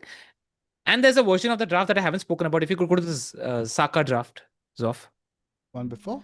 The first draft that I tinkered with This one. had... No. Yeah, go for the Saka draft, yeah. Had... Bowen down to DCL, and instead of Enzo and Dewsbury Hall, it had Paqueta, and Boomo. So I just think Boomo is slightly more reliable, etc. But the first game is Anfield away as well. And now Forest might be against a tougher Forest. So that's where I am. But I think as things stand, the safe, robust draft seems to be You can this. bunch Bumo in that case. You have Yeah. 8 good attackers. Yeah. Calvert-Lewin is playable this week. Exactly. So that's the other draft as Did well you that I'm send me playing that? I with. think you These did are send me that one. Here it is.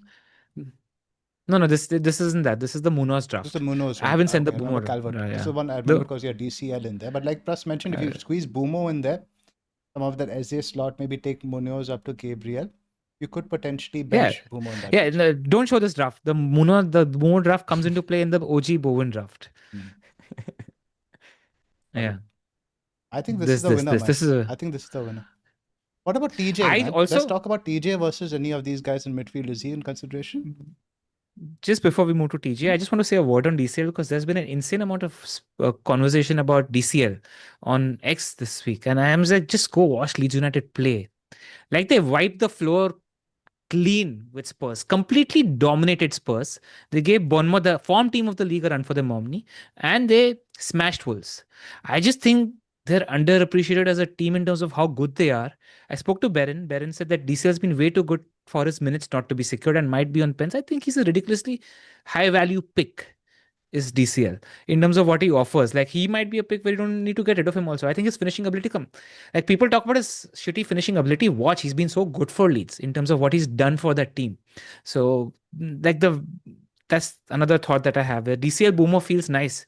But Enzo's and Bowen's fixtures are so great for the next 4 or 5. So it's just like go with the easy on paper. Don't ignore the nice fixtures for what Bowen and Enzo and then figure it out later. Yep. I'm done. They're fixture plays. I think Enzo and Bowen are pure fixture plays for the next 5, and I think they're perfectly good.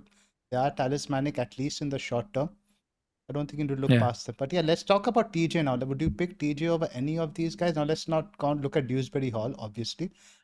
Not instead of Semenyo, not instead of Sarr, not instead of Saka. Enzo. Sure. It's the Enzo spot. That's really up for It's debate. Enzo's And spot. as Pras mentioned, I think you can really segue him for the fixtures, right? I'll just go back to the LegoMane hop on, hop off thing now. Look at a game week 10 is Bournemouth, which also isn't an easy fixture for Man City, right? Bournemouth are still decent. It's 13 when they start playing your Leeds, Sunderland, and West Ham, and that's when Chelsea play Arsenal. The perfect segue. Yeah, but like when you're talking about City, do fixtures matter? That's true. Like like it's Manchester City, man. Like fixtures matter for West Ham. They don't matter as much for City. So like I was thinking about it. Like the only thing is I'm hoping that I catch a good time to lose TJ because when he plays, he's got chances in him. In fact, he's so fit that he's always the second runner behind Haaland when they're on a counter attack in transition because he's got the legs on him. But I'm just hoping that Marmoush and Cherky being back means that he doesn't get 90 anymore and minutes are slightly reduced, which is where I can take him on with an Enzo and or a Paqueta if need be. All three are sort of box crashing number 8s in their own right, Enzo, Paqueta and TJ, where you would think that obviously then go for the team player with the worst team, which is Paqueta, but which is not Paqueta, ignore him. But then Paqueta has penalties and DEFCON and set pieces also. So yeah, that's what I'm. Any comments on this? Man, I spoke so No, much. I just think I just think money is not an issue if you're not going for a Salah or a Bruno draft in this, right? So there's lots of picks. This is what is scrambling our heads, right? If you had to squeeze money, then your picks get a lot more restricted. Here, like you can downgrade Bowen to anyone, to even DCL, like you said, you can upgrade Dewsbury Hall, then you can upgrade Rodon. Like so many options emerge, especially if you have bench boost left. That ultimately the way to think about it is, do you have 3 Arsenal for their good fixtures? Do you have 2 or 3 Chelsea for their good fixtures? Do you have Haaland? Do you have Semenyo? Do you have the DEFCON monsters? And then go for your... Then I think it's fine to take some punts or to go with where you think is the value. I'm trying to go for solve for flexibility a little bit because I feel we don't have all the information. Let's talk to process. I have a few iterations actually. I don't have one draft. So let's talk about the Salah question also, right? Because I think I'm looking at your draft and not seeing a very easy route back to Salah. But the good thing what you've done of having Dewsbury Hall in there as your 8th means that if you want to convert Dewsbury Hall to a perma play, you could potentially dead end one slot, right? You could take, let's say, a Bowen down to a Guiu, That gives you what, another Yeah. like 3.4-ish, and that gets you thereabouts closest to Salah. You can Yeah. deduct 2 spots, man. That defense is, especially if you have Richard, Yeah. this is at least my thinking. Essentially, You from can like play 4 Gameweek at the back 10-ish, every Gameweek week. 10, you can dead Yeah, in 2 spots then, potentially. exactly. Yeah. So like João Pedro and Bowen to become 2 dead spots, and you can make Saka into Salah. João Pedro and Bowen can themselves become Isak and a dead spot. So I think flexibility is fine in most drafts in terms of how you get to them. And that flexibility helps, whereby game week 12, you can actually see, do you want to get Salah? Do you want to get Isak? Do you want to get neither and just free hit in game week 14 for when they play Sunderland at home? Because around Sunderland at home, they play Leeds away and West Ham away. Game week 1, when we were thinking about that fixture, they seemed a lot easier than before. Leeds have proven to be actually much better at home, and Nuno has now taken in charge of West Ham. So maybe by game week 13, you're like, West Ham at, away to West Ham is not as easy a fixture. So I feel having some flexibility in getting Liverpool later is also fine. Agree. There's some questions in the chat about Enzo's availability versus Forest. He withdrew from the Argentinian national team, citing inflammation in his knee. The thing is, Argentina's game was supposed to originally be on the Tuesday. It's got changed to the Wednesday, and it's a friendly. So Enzo apparently wasn't scheduled to play that game anyway, and they have to make up a reason, right, to send him back. These all South American teams, especially, they're very particularly strict. They can't just send a player back without any reason. So they have to say there's some sort of injury, some sort of physical reason to send him back. I think he's going to be absolutely fine for Saturday. But if Yep. he's not, it just gives me reason to go spicy. Go for it. I mean, then João Pedro is like nailed on pens, right? So like he becomes an amazing pick. Probably Gui is then an amazing pick, right? If he's Yeah. out. But I think we all agree Enzo is fine. So Salah. So I keep coming back to this draft and going, what am I missing? So the first thing that jumps out is I'm missing 2 Arsenal players, which seems stupid, right? I mean, Arsenal have great fixtures. They're playing 2 promoted teams. And so why would you not have three Arsenal? So I guess it comes down to, are you willing to go Salah instead of Saka? And that's where I always get stuck. Where in this fixture run, if Saka is on the trajectory that we think he is and Salah is maybe on a downward trajectory, we don't know that, then it's very difficult to make a case that you're spending 4 million on more on Salah and not captaining him in any of these weeks. Like you have both, Zoph. Are you captaining Salah this week? Nope. So this is the issue with picking Salah and Haaland on Wildcard. But this is the best I could do in terms of making a draft that actually ticks a lot of boxes. You have double Chelsea attack, so nothing losing here. You have Haaland, you have Semenyo, you have all your DEFCON guys, you have Gabriel, you have goalkeepers that work. They're not your popes, but goalkeepers that work. You're missing basically Timber and Saka from the draft that you've looked one at. Arsenal more defender, which also you could accommodate. I think maybe you could, but I think with Salah, you potentially move more to like a 4 at the back every week, which makes things a little bit easier, right? Let's say you moved Minte down to like, let's say a 4.5 guy, you get 1.4 million, you sprinkle that bit out at the back. You can upgrade Rodon a little bit. You can maybe take Nessie up to a Timber then. You can. And I Okay, also but had we a draft want iteration Messi. of this where João Pedro was DCL, and then you get Raya, Timber, and Gabriel as your defenders. You can do it with Salah and Haaland up top. Question: are you guys just subjectively talking? If going Liverpool attacker goes Salah, is Isak not on the menu for you guys? Not yet. Not yet. Not I yet. need to see how you And thinking about function, it, see to get a few goals. But then that's the kind of players we are, LR. We like to see, we don't mind being a couple of weeks late rather than necessarily being the first one. Is Isak a coverage pick also? Because it's like 70 minutes if you have to put it down 2 minutes as well, right? And then the striker position is sort of underpowered this season if you're comparing it to the defender and midfielder positions, which were always overpowered anyway. So it has to be Salah if you're going Liverpool attack. It's almost like a coverage pick. You reckon, Pras? What are your thoughts on Isak? It's hard to call Isak a coverage pick, right? He's not, it's not like picking whatever Enzo when Palmer is there. Like, it's different. Like, there is a world in which Isak becomes the talisman in 4 weeks. So that upside exists here. So it's not the coverage, it's the minutes. Like, and nobody knows, man. Like, no one knows because the fitness levels we don't know. Ekitike plays wonderfully for France. You can't just, like, we have to always solve it backwards. Where do you think Ekitike gets no minutes? Of course he will get minutes. Do you think Gakpo gets no minutes? Of course he will get minutes. So that means by definition, Isak, even if he starts every single game, it's a 65, 70 minute pick. But we could be very wrong. He scores a brace against Man United and he plays pretty much every game 80 plus minutes, and then we're all scrambling to get him in.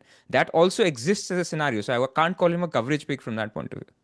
Yeah, but fair enough. But you're okay to wait and find out. It's a bit 'Cause of a I shot was in the thinking, dark right now. Yeah, fair enough. Because he's not Salah. He's just not Salah. And no pens, right? To bail you out if it's a bad game. game. You can't captaincy. If you want somebody around 10ish, you want him to be able to captain. Let's just touch upon captaincy real quick. We have the captaincy ticker you sent me. The last pod we did, right? Again, when would you... I want to talk about Saka in this example. I don't know, you mentioned you were looking at Eze over Saka. Now, as an Arsenal player in contention for captaincy in the next 4 weeks, I think they could potentially be around 10 or 11. Gameweek 11?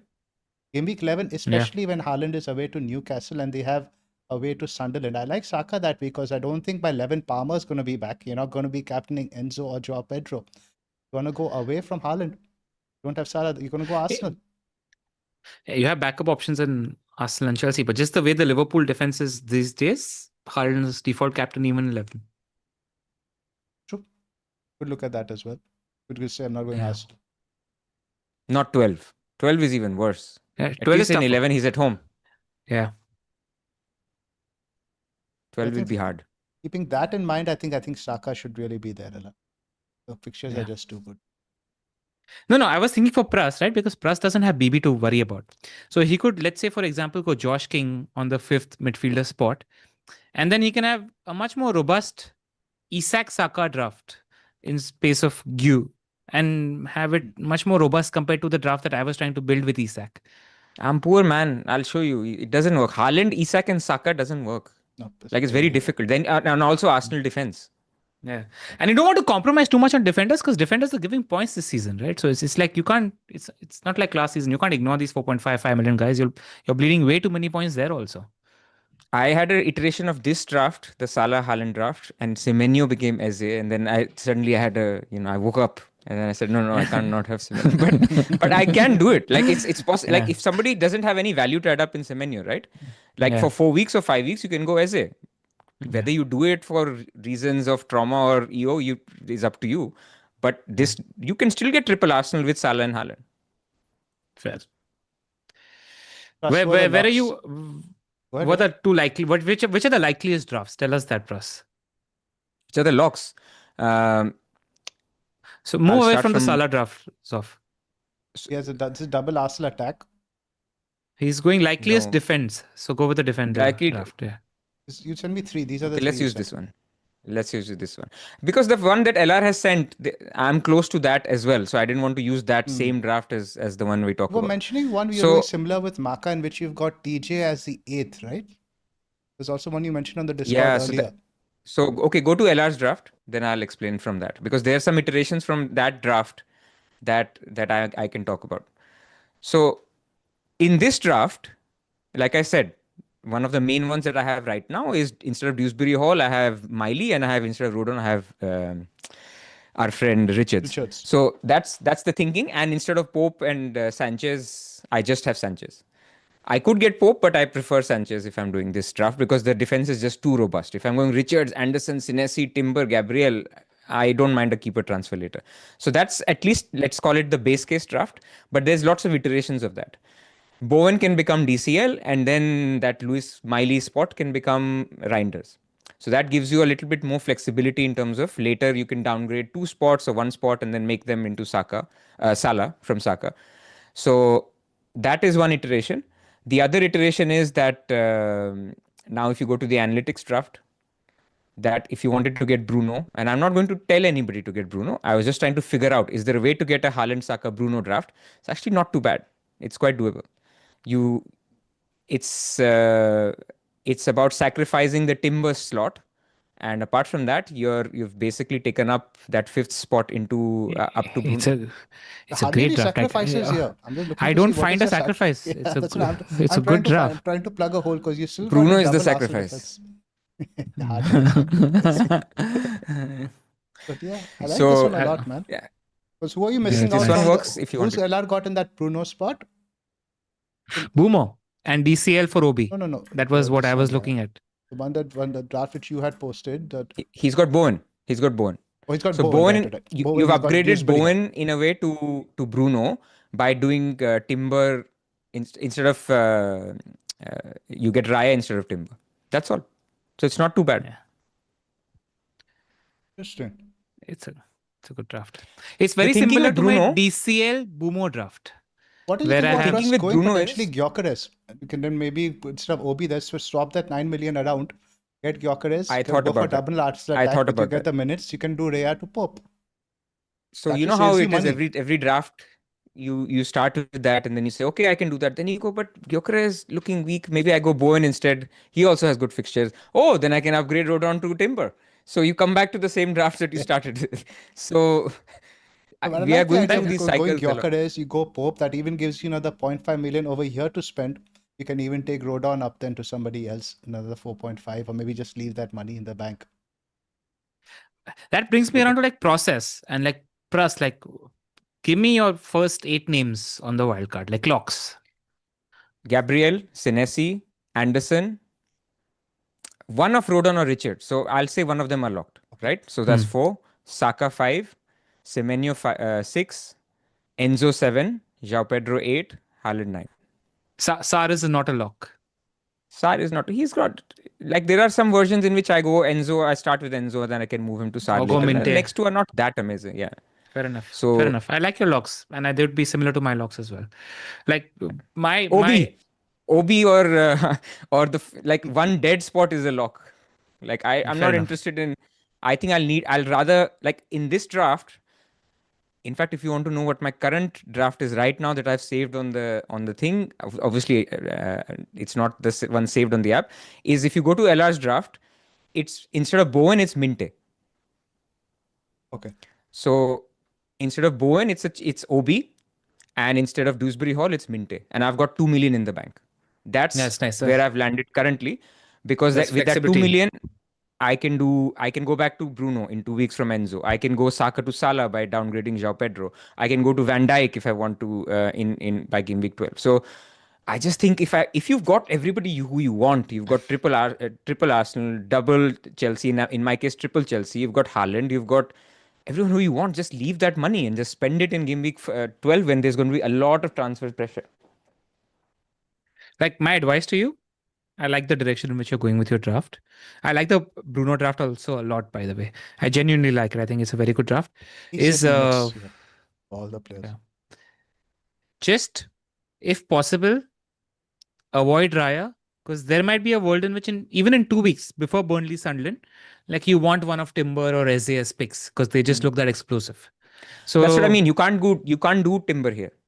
So this is a sacrifice in this draft, because That's what the you spicy think that triple Raya is out. expensive, but actually Timber and Pope is way more expensive than Raya and Richards. Yeah, but my point is, if you go this draft, don't commit to Raya as your third spot. That's how I feel in terms of they just end up that explosive that they become not even just those two, even Gyökeres. Like I think people are unfairly looking down upon Gyökeres as a pick. I think goals are coming. I'm not too worried about that. Exactly. Like just don't lock yourself out of the third Arsenal spot. Like that's what I would do. Because it's also like Fulham and Palace, right? They're not like nailed on cleans. They're like pretty decent Premier League teams. They're middling 10th place Premier League teams. See what happens. Don't like go Sanchez or Pope is my advice to you. And also, Pras, be careful about going with Guiu as your third Chelsea also, because let's say you want Palmer. Palmer comes back strong. No, it'll be OB. Yeah, the Salah one had triple Chelsea. I noticed that once you sent it to me. Right. I just picked whichever, I because understood, right just now in something my to keep in mind. yeah. It's just in my head, because when you want to get Palmer, then you're stuck. You have to sell Enzo. You have to sell João Pedro. Before we end, I have a couple of questions to selfishly ask you guys. So can we indulge in a little bit of that? Of course. Yeah. Just where are you guys in terms of Bowen versus Mateta, who missed so many big chances? Like, I think he's the best 7.5 million to 8 million striker in terms of just output potential, because he's just better than Bowen. Bowen's just a class finisher. West Ham have been shit, but will there be a new manager bounce? I'm debating that. Versus, are we just ignoring the obvious pick that's Voltemade? Where are you guys on that three striker dilemma? That sort Let's of talk thinking. about What's them your first opinion? up in terms of minutes, because I think Mateta's minutes, while they have been good, we have to keep in mind they were largely with Nketiah out. Now, we have to assume he's going to be playing Nketiah a lot in their cup games. And like we mentioned now, Palace don't have a free midweek for a very long time now. It's going to take all the way into Christmas. That will eat But all into home Mateta's games. minutes. Correct, but still, minutes for Mateta are going Yeah. to be restricted a little bit. And also, I think that the opponents that they've had have sort of suited Mateta playing on the counter, right? The Brentford at home isn't to me as good a fixture as it appears on paper because it's again a very good, big, deep block. So I think in terms of Mateta over there, I'm not that big on him as a pick. But the Bowen one, I think we can spend some time discussing that because what do we expect from Nuno? Now, do we expect that West Ham are going to be generating over 2 plus XG? No, we're still expecting them to be No. about 1.2-ish. But what we're hoping is anything they do, Bowen will be involved. And you remember the last pod we discussed, West Ham's fixtures aren't as great as they initially appear on paper. And again, let's look at them again for the guys who missed the last pod. Brentford, it's a good fixture. Leeds away, not a good fixture. Newcastle, a good defense. Burnley, yes, a good fixture. Then you have Bournemouth, Liverpool, Manchester United, Brighton. Right, we get to game week 12, you're going to be looking for ways out. Right, because with Yep. Enzo, it's a different thing. Enzo, you're like, okay, Chelsea attack, even against with the fixture, Arsenal, Leeds, Bournemouth, I'll still hold on to him. With Bowen, you'll be itching to sell him in 4 weeks. And again, you're going a little bit blind over there, but you also want to give yourself a leg up over the people who are wildcarded in the previous weeks. Nobody has Bowen in that spot. No, everyone has Gyökeres. But I just wonder if Bowen is a leg up. Like, it's just like I'm filling a pick with a 90 minutes guy who's been prolific and talismanic in the past, but just plays for a bottom 5 attack at the moment. Just like, you know what I'm saying? Like, that's where I'm struggling. He doesn't. Why not Voldemort? He's too new. His minutes are secure. So thing with Wissa is I've heard Minutes some are mixed not news. 100% secure. Yeah, exactly. Because again, he's not going to be playing now 3 games a week. I don't think he'll start Voldemort in all 3 of them. He might, even with Wissa out, I think he might chuck Gordon on as a centre forward in one of them. And with Wissa, something I've heard that his injury is potentially much worse than before. They're saying he might even be out till Christmas. You need to follow that Exactly. a little bit more closely also. I think if we get that news and the minutes go up, but I still don't think I feel that secure. See, this is from an attacking point of view also, right? Like Brighton away and West Ham away are good fixtures for Good fixtures. attackers. And Fulham away, Fulham at St. James's Park is also a good fixture. So it's like, Yes. he's fine. You know, like he's been good also. He's impressed me. He looks like the guy for Newcastle United also. Like, so I'm debating this spot. Like I asked Planet FPL James and he answered on a spot also. And he's like, the good part is if you're on wildcard, you can start with Bowen, see what West Ham's bounce, if there's any, is there or not. Give him 2 weeks, right? Brentford and Leeds United. Then And you if can you go want to down. sell him in 10, yeah, go to Mateta if you want. Go to Voltmart in 10 if you want. Go to Sheshko if he's a pick in 10 if you want. Like, those are all options that might open up. Just give the easier fixtures to Bowen and then decide. I agree. I think I if would you also drag, tend to say Bowen or go cheap. Or cheap, no? I mean, if you have to, I think from what I can understand, Joao Pedro and Haaland are locks for you guys, and it's the third forward spot you're debating. So let's rank Yeah. those guys. I Yeah. think we talk. For me, it would be Bowen, Mateta, then Voldemort. Yeah. Plus, you agree? OB, DCL, then Bowen. Yeah. I mean, come on, we talked about in the last pod, forwards are not great. Exactly. Yeah, changes. I'm BB. Could change. BB. I know. BB. That's what I mean. Yeah. So yeah, I just wanted to. I'm wrapping my head around the striker spot. If people have comments, also, I'm very interested in just listening to fan opinion. Let us know in the comments. And where do you think I should go for the striker spot? I'm interested in listening to hearing what you guys have to say.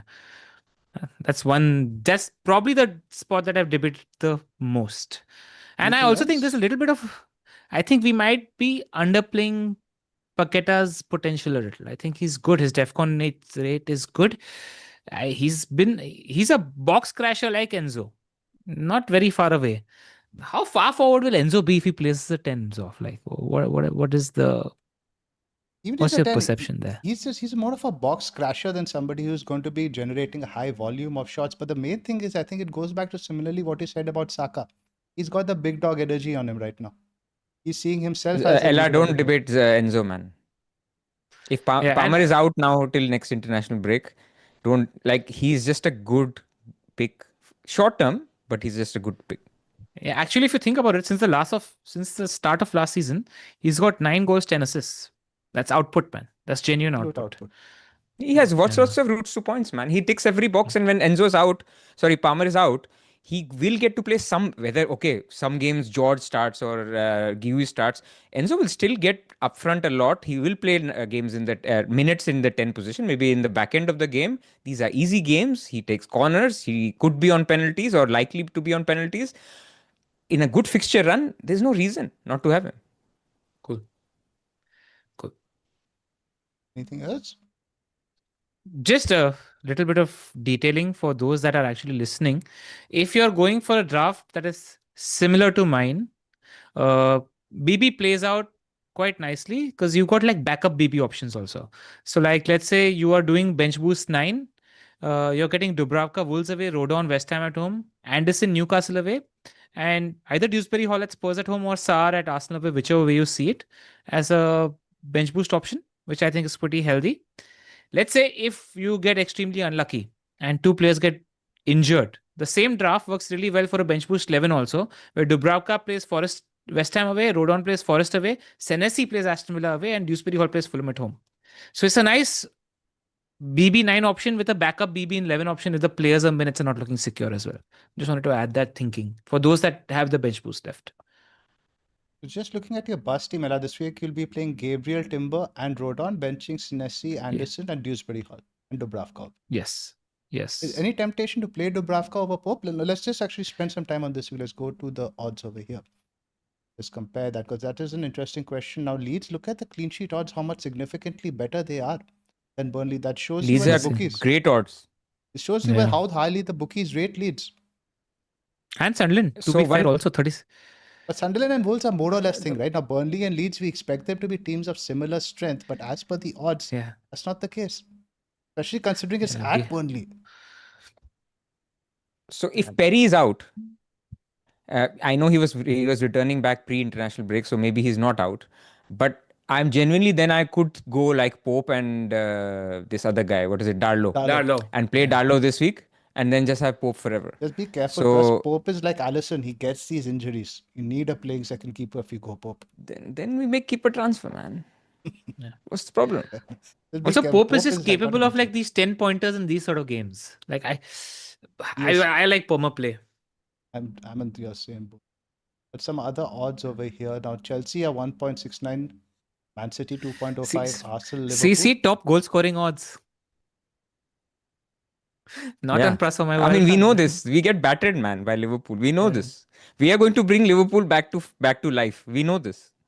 Yeah, man. I think we have the Solio odds also now for the upcoming less 5 game weeks. Arsenal actually projected to score more goals than Liverpool, but it's marginal. It's 0.02 difference. That I think game week 11, I think, is what you have identified as a good free hit week also, no, Pras? For those who are going game for week Haaland 11 and is Salah. Yeah, it's for people. That's why in my Salah draft, I have Reinders as well, because you'll be free hitting the week where they have tough fixtures. So that Salah draft has been made with free hit 11 in mind. In the non-Salah draft, you have to keep your options open. I think 13 and 14 are both choices for free hit. Also, it's very important you mentioned 13, 14.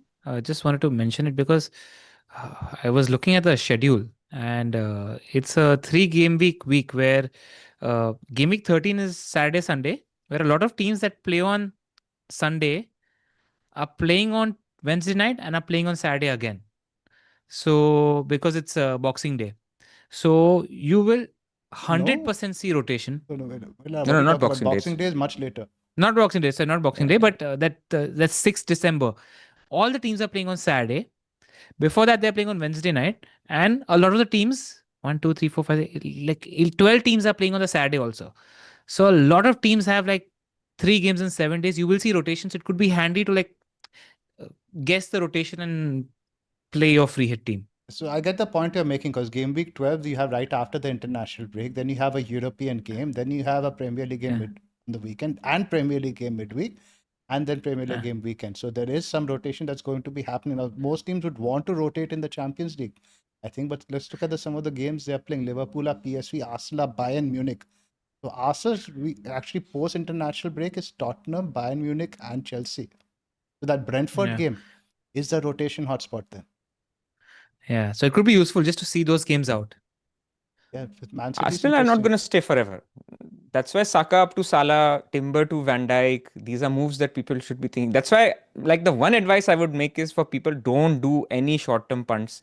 Get blocks for 4 weeks unless there's injury. Don't touch your team, and then land in Game Week 12 with 5 free transfers because there'll be lots of transfers to be made. It'll be very interesting. I'm just looking now. Newcastle have Man City, Marseille, and Everton. Chelsea have Burnley, Barcelona, and Arsenal. It's a Big tricky fun. period. And Liverpool actually, you would say, have the best schedule because Forest also is at home. Then PSV is also at home. Then West Ham, Sunderland, and Leeds. Post international break, Liverpool would really jump. That's why Pras is asking us to save transfers. Mo is going to Sure. be needed. Yeah. That was a wildcard window, man. Don't remind me now. That's going to be Zoph. He will looking live the dream. Zoph, I will do the stream with you for But I wildcard already 30. have Salah. So We that's will make our plans together. Yep. Yeah. Clean sheet, guys. Man City. Are we sleeping on Man City defense? There's no pick there, right? No, there's no pick. I mean, There's Guardiola no is pick. fine. Donnarumma is getting 5.7. I'm not picking Donnarumma for 5.7. Ait Nouri, Game Week 12 to be decided. Yeah. But with that rotation, We just saw get the the fixtures DEFCON. happening. Just don't know what. There's so many DEFCON guys for City. Yeah. You just I can't target believe Reinders Chelsea and at Haaland. 29% away to Forest. I would expect it at least mid-30s. It's Ange. But Ange is rubbish. It's I'm tough. so glad it's Ange. Like every day passes and I don't see Ange, and I'm like, okay, I feel nice about my Chelsea attack. You guys hear who they've got waiting in the wings? It's either Rafa Benitez or Sean Dyche. Love Yeah. it. Yeah. Love it. We'll be back on cells in no time. I hope it happens soon, man. Game week 10 or 11. I could use cells. Cool. No, Anything man, else? you're getting Pope, yeah. Soft. Game Week 13 onwards also Pope is excellent. So Pope is Pope's your good from guy. that point. I think you get done with the City Yeah, fixture in yeah. 12. Then after that, Pope has a very good run. I'm just saying in the short term. For now, you should just do cells to Sanchez as of for free for a hit. I think it'll pay off. Speaking of which, I haven't done my bus team. Let's just do my bus team real quick. I already made my. Zoff doesn't have hair, but if he owns Sanchez, even the eyebrows will go. Man, I'd sponsor Sanchez trip to Turkey. He's giving the bald community a bad name. Get that man a hair transplant right now. Yeah. I've got Look at this. Looks like a wildcard team. Dubravka, thank you. Plus Dubravka, Timber, Richards, Rodon, Porro, Reinders, Xavi to Eze was my transfer. Salah, Semenyo, Pedro, Haaland. You have a few Bloody hell, super yeah. chats, guys. This time, no panic. I remember them. Let's check them out this time. Salah's playing United before Diwali when I'm wildcarding into a non-Salah team, man. We just know what's going to happen. We just know what's going to happen. Yeah. We Oh hope my and pray. God. First one from Theme Taxes. 3 free transfers, no chips, wildcard played. Donnarumma, Dubravka, Gabriel Sinesi, Tarko Anderson, Goodmanson. What does he want to do? Donner, Boomo to Verbruggen, Pope, Saka, or just Boomo to Sar? I don't like necessarily the goalkeeper transfer, but he's making that primarily to get Saka in, I think. I think Boomo to Sar is fine. No, don't do Boomo to Sar. I think Sar is too tough. I think I like the fixtures. other one. I like Yeah. The goalkeeper down to the make Pope Saka money. Yeah. If it's not for he's on a hit, right? No, it's 3 free Yeah, he's transfers, saying but you're losing Donnarumma this week, man. Donnarumma just seems like a banker clean sheet at home to Everton, who are without Grealish. Doesn't matter. Just get. He has get no wild Saka card. in He has no place. chips. He needs to I get guess, yeah. long-term picks. Get Saka in Picks. place. Yeah, get Boomo to Saka. Sar feels sideways. Not gonna lie. Nah, man. I think Sar is, again, these two games I think are good games for Sar. Yeah. Not I also Arsenal. think Anfield is a good game for Boomo also. Just like matchup wise. That's true. It's not like Liverpool are Yeah. very solid defensive. Yeah. And then you have Brighton, I think Brighton, Tottenham. Yeah. So Next one. Aki Codes is asking Watkins to Voldemort or Bowen. I think we discussed both the picks in depth, right? Bowen safer, Voldemort Yeah. more punty. But Voldemort is also safe. He's a safe punt. It's not like you're worried about minutes. You're worried about whether he's sustained. But it's Newcastle United striker, man. Top 6 XGT.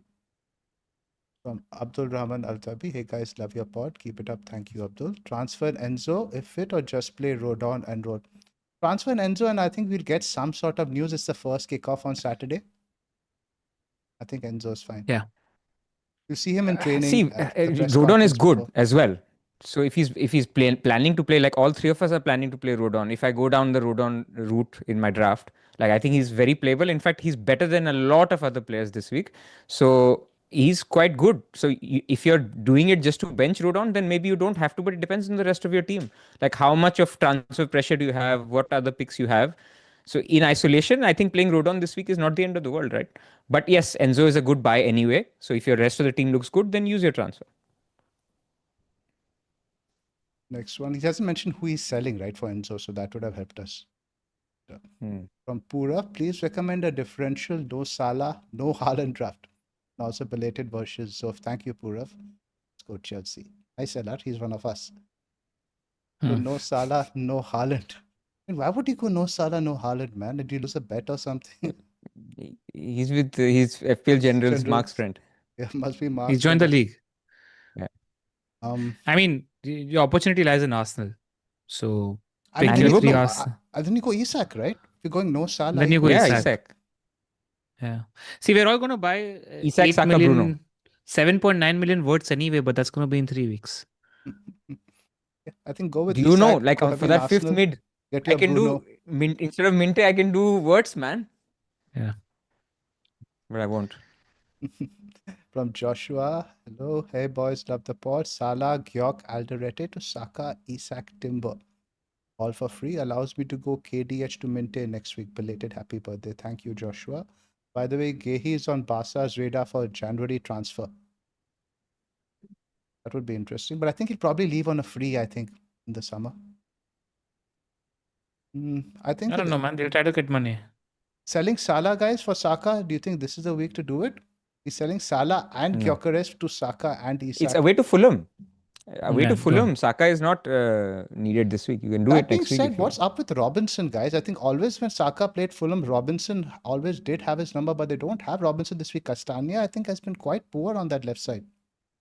No, not Castagna. Sessegnon is that side, right? Castagna is on the right. I think it was a fitness thing. He's coming around to being fit now. Okay, because it was Robinson like- is one-on-one. He's just a very good defender. It's just like a long-term injury sort of situation. I think we like holding Salah this week, guys. Yes. Of course. Pulkit, belated happy birthday. Thank you, Pulkit. To get your subs to 45K, then book trip to Thailand to catch up. Let's make it happen, guys. Hit that subscribe button. Make that YouTube account for your dog, for your mom, for your dad. Hit that subscribe button. Yes, have Rhea, Gab, Kyok, 3 free transfers, 1.1 million in the bank. Should I try to get Saka or Timber? So he's basically trying to rearrange his Arsenal guys. And I think you're fine, man. Stick with Rhea, Gab, Yeah. Kyok. They're good picks. Yeah. Somebody messaged me. Should they do Bruno to Saka and Raya to Petrovic? Interesting, right? Yeah, I like it. I think you get out of Raya from Arsenal and get one of these. It's not Let's urgent. it's not urgent. But if you have your squad is in a healthy shape, do it. I think what he's worried about is he has Foden and Bumo in mid. I think Bumo is fine. Foden also, I think you'd like to give him at least this fixture. Yeah. Bumo's like on my wildcard consideration, like genuinely. So like I think he's a fine pick. I think you can have at least one fun pick. Ella. The draft is a little bit dull. Maybe you can squeeze one fun pick in there. Right now I'm Make him go genuinely into the thinking. Isak version. No, genuinely I I'm don't think thinking it'll be the about Isak question. I think the Bumo one, knowing Ella, it's Bumo is more his kind of pick. Boomer or a Volt instead of Bowen. Yeah, Volt instead of either one. I think of these will happen by the end. Volt is No, but very I- mainstream. Everyone's buying Volt, man. It's not about differential. It's just about where the vibes are. But I actually think Bowen's also good. Like there's this image that I sent you, which was quite convincing, which was goals and assists since 22-23. Bowen is top 10. He's an output merchant. So you'd like that as well. Ella is all about the moustache. Anything else, guys? All the super chats are done, guys. Please don't send any more. No, Right, team and that's it. selections Thursday, Friday. But apart from that, hopefully we land somewhere okay and path of least regret come deadline. And these are drafts, not final teams. Always that caveat applies. I think we discussed enough about our decision or dilemmas that people will understand it's Guys not are final. fairly I settled, hope. man. I think at least 11 or 12 picks, I think, are locks on both of your drafts. I think those last 2-3 spots, you can always have a little bit of fun. Yeah. By far, I'm most excited about owning Timber on the You and me both, on the buddy. Let's wildcard. go. We both got Yeah. wood. Yeah. Touch wood. It's in sync with the theme of the pod as well. He does For us, good. now you have to get him.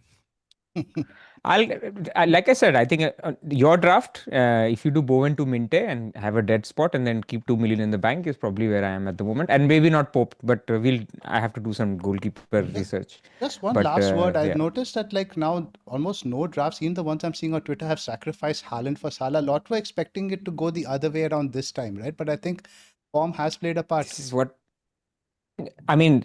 Two things that have not worked out for people with wildcarding in 8 is Palmer not being fit and the Haaland Salah switch not being like captaincy just not coming into it. So, but it is what it is. You have to play the game, right? You can't be stubborn. Like there was a moment in which I thought, I can get all of these players and just get Salah instead of Haaland, and how sexy will that be? But it's not. Especially, there's a mindset thing to it, which I also want to discuss in my team selection. Like when you have a start where you back a lot of players who had good fixtures but no form, and it doesn't work out, it plays in your mind because Salah is now in a similar position. Great fixtures, not in form. Do you do it because you trust the process, or do you not do it because you've been burned? It's tough. This is why form matters even Yep. in FPL, And because your decision as a making is Salah affected. holder, I'm worried about the repeat of last season where I held Haaland for too long. I was asking myself every day, am I holding Salah for too long? That's why I am sort of resisting the urge to double down and captain him, though I know objectively and as per the odds, Salah has the better fixture for captaincy this week. Yeah. Yeah. Cool, guys. Fantastic talking to you. Great to you that you guys are both more or less settled. We'll all be here in the Discord discussing it, I think, right away up to deadline. So far, touchwood, no injuries so far. I think England's are still yet to play tonight. So if anything does happen, we will cover it in your team selection videos. Absolutely. Fantastic talking to you guys. See you again soon. Thanks for joining. Hit that like and subscribe button. Get the boys to Thailand ASAP.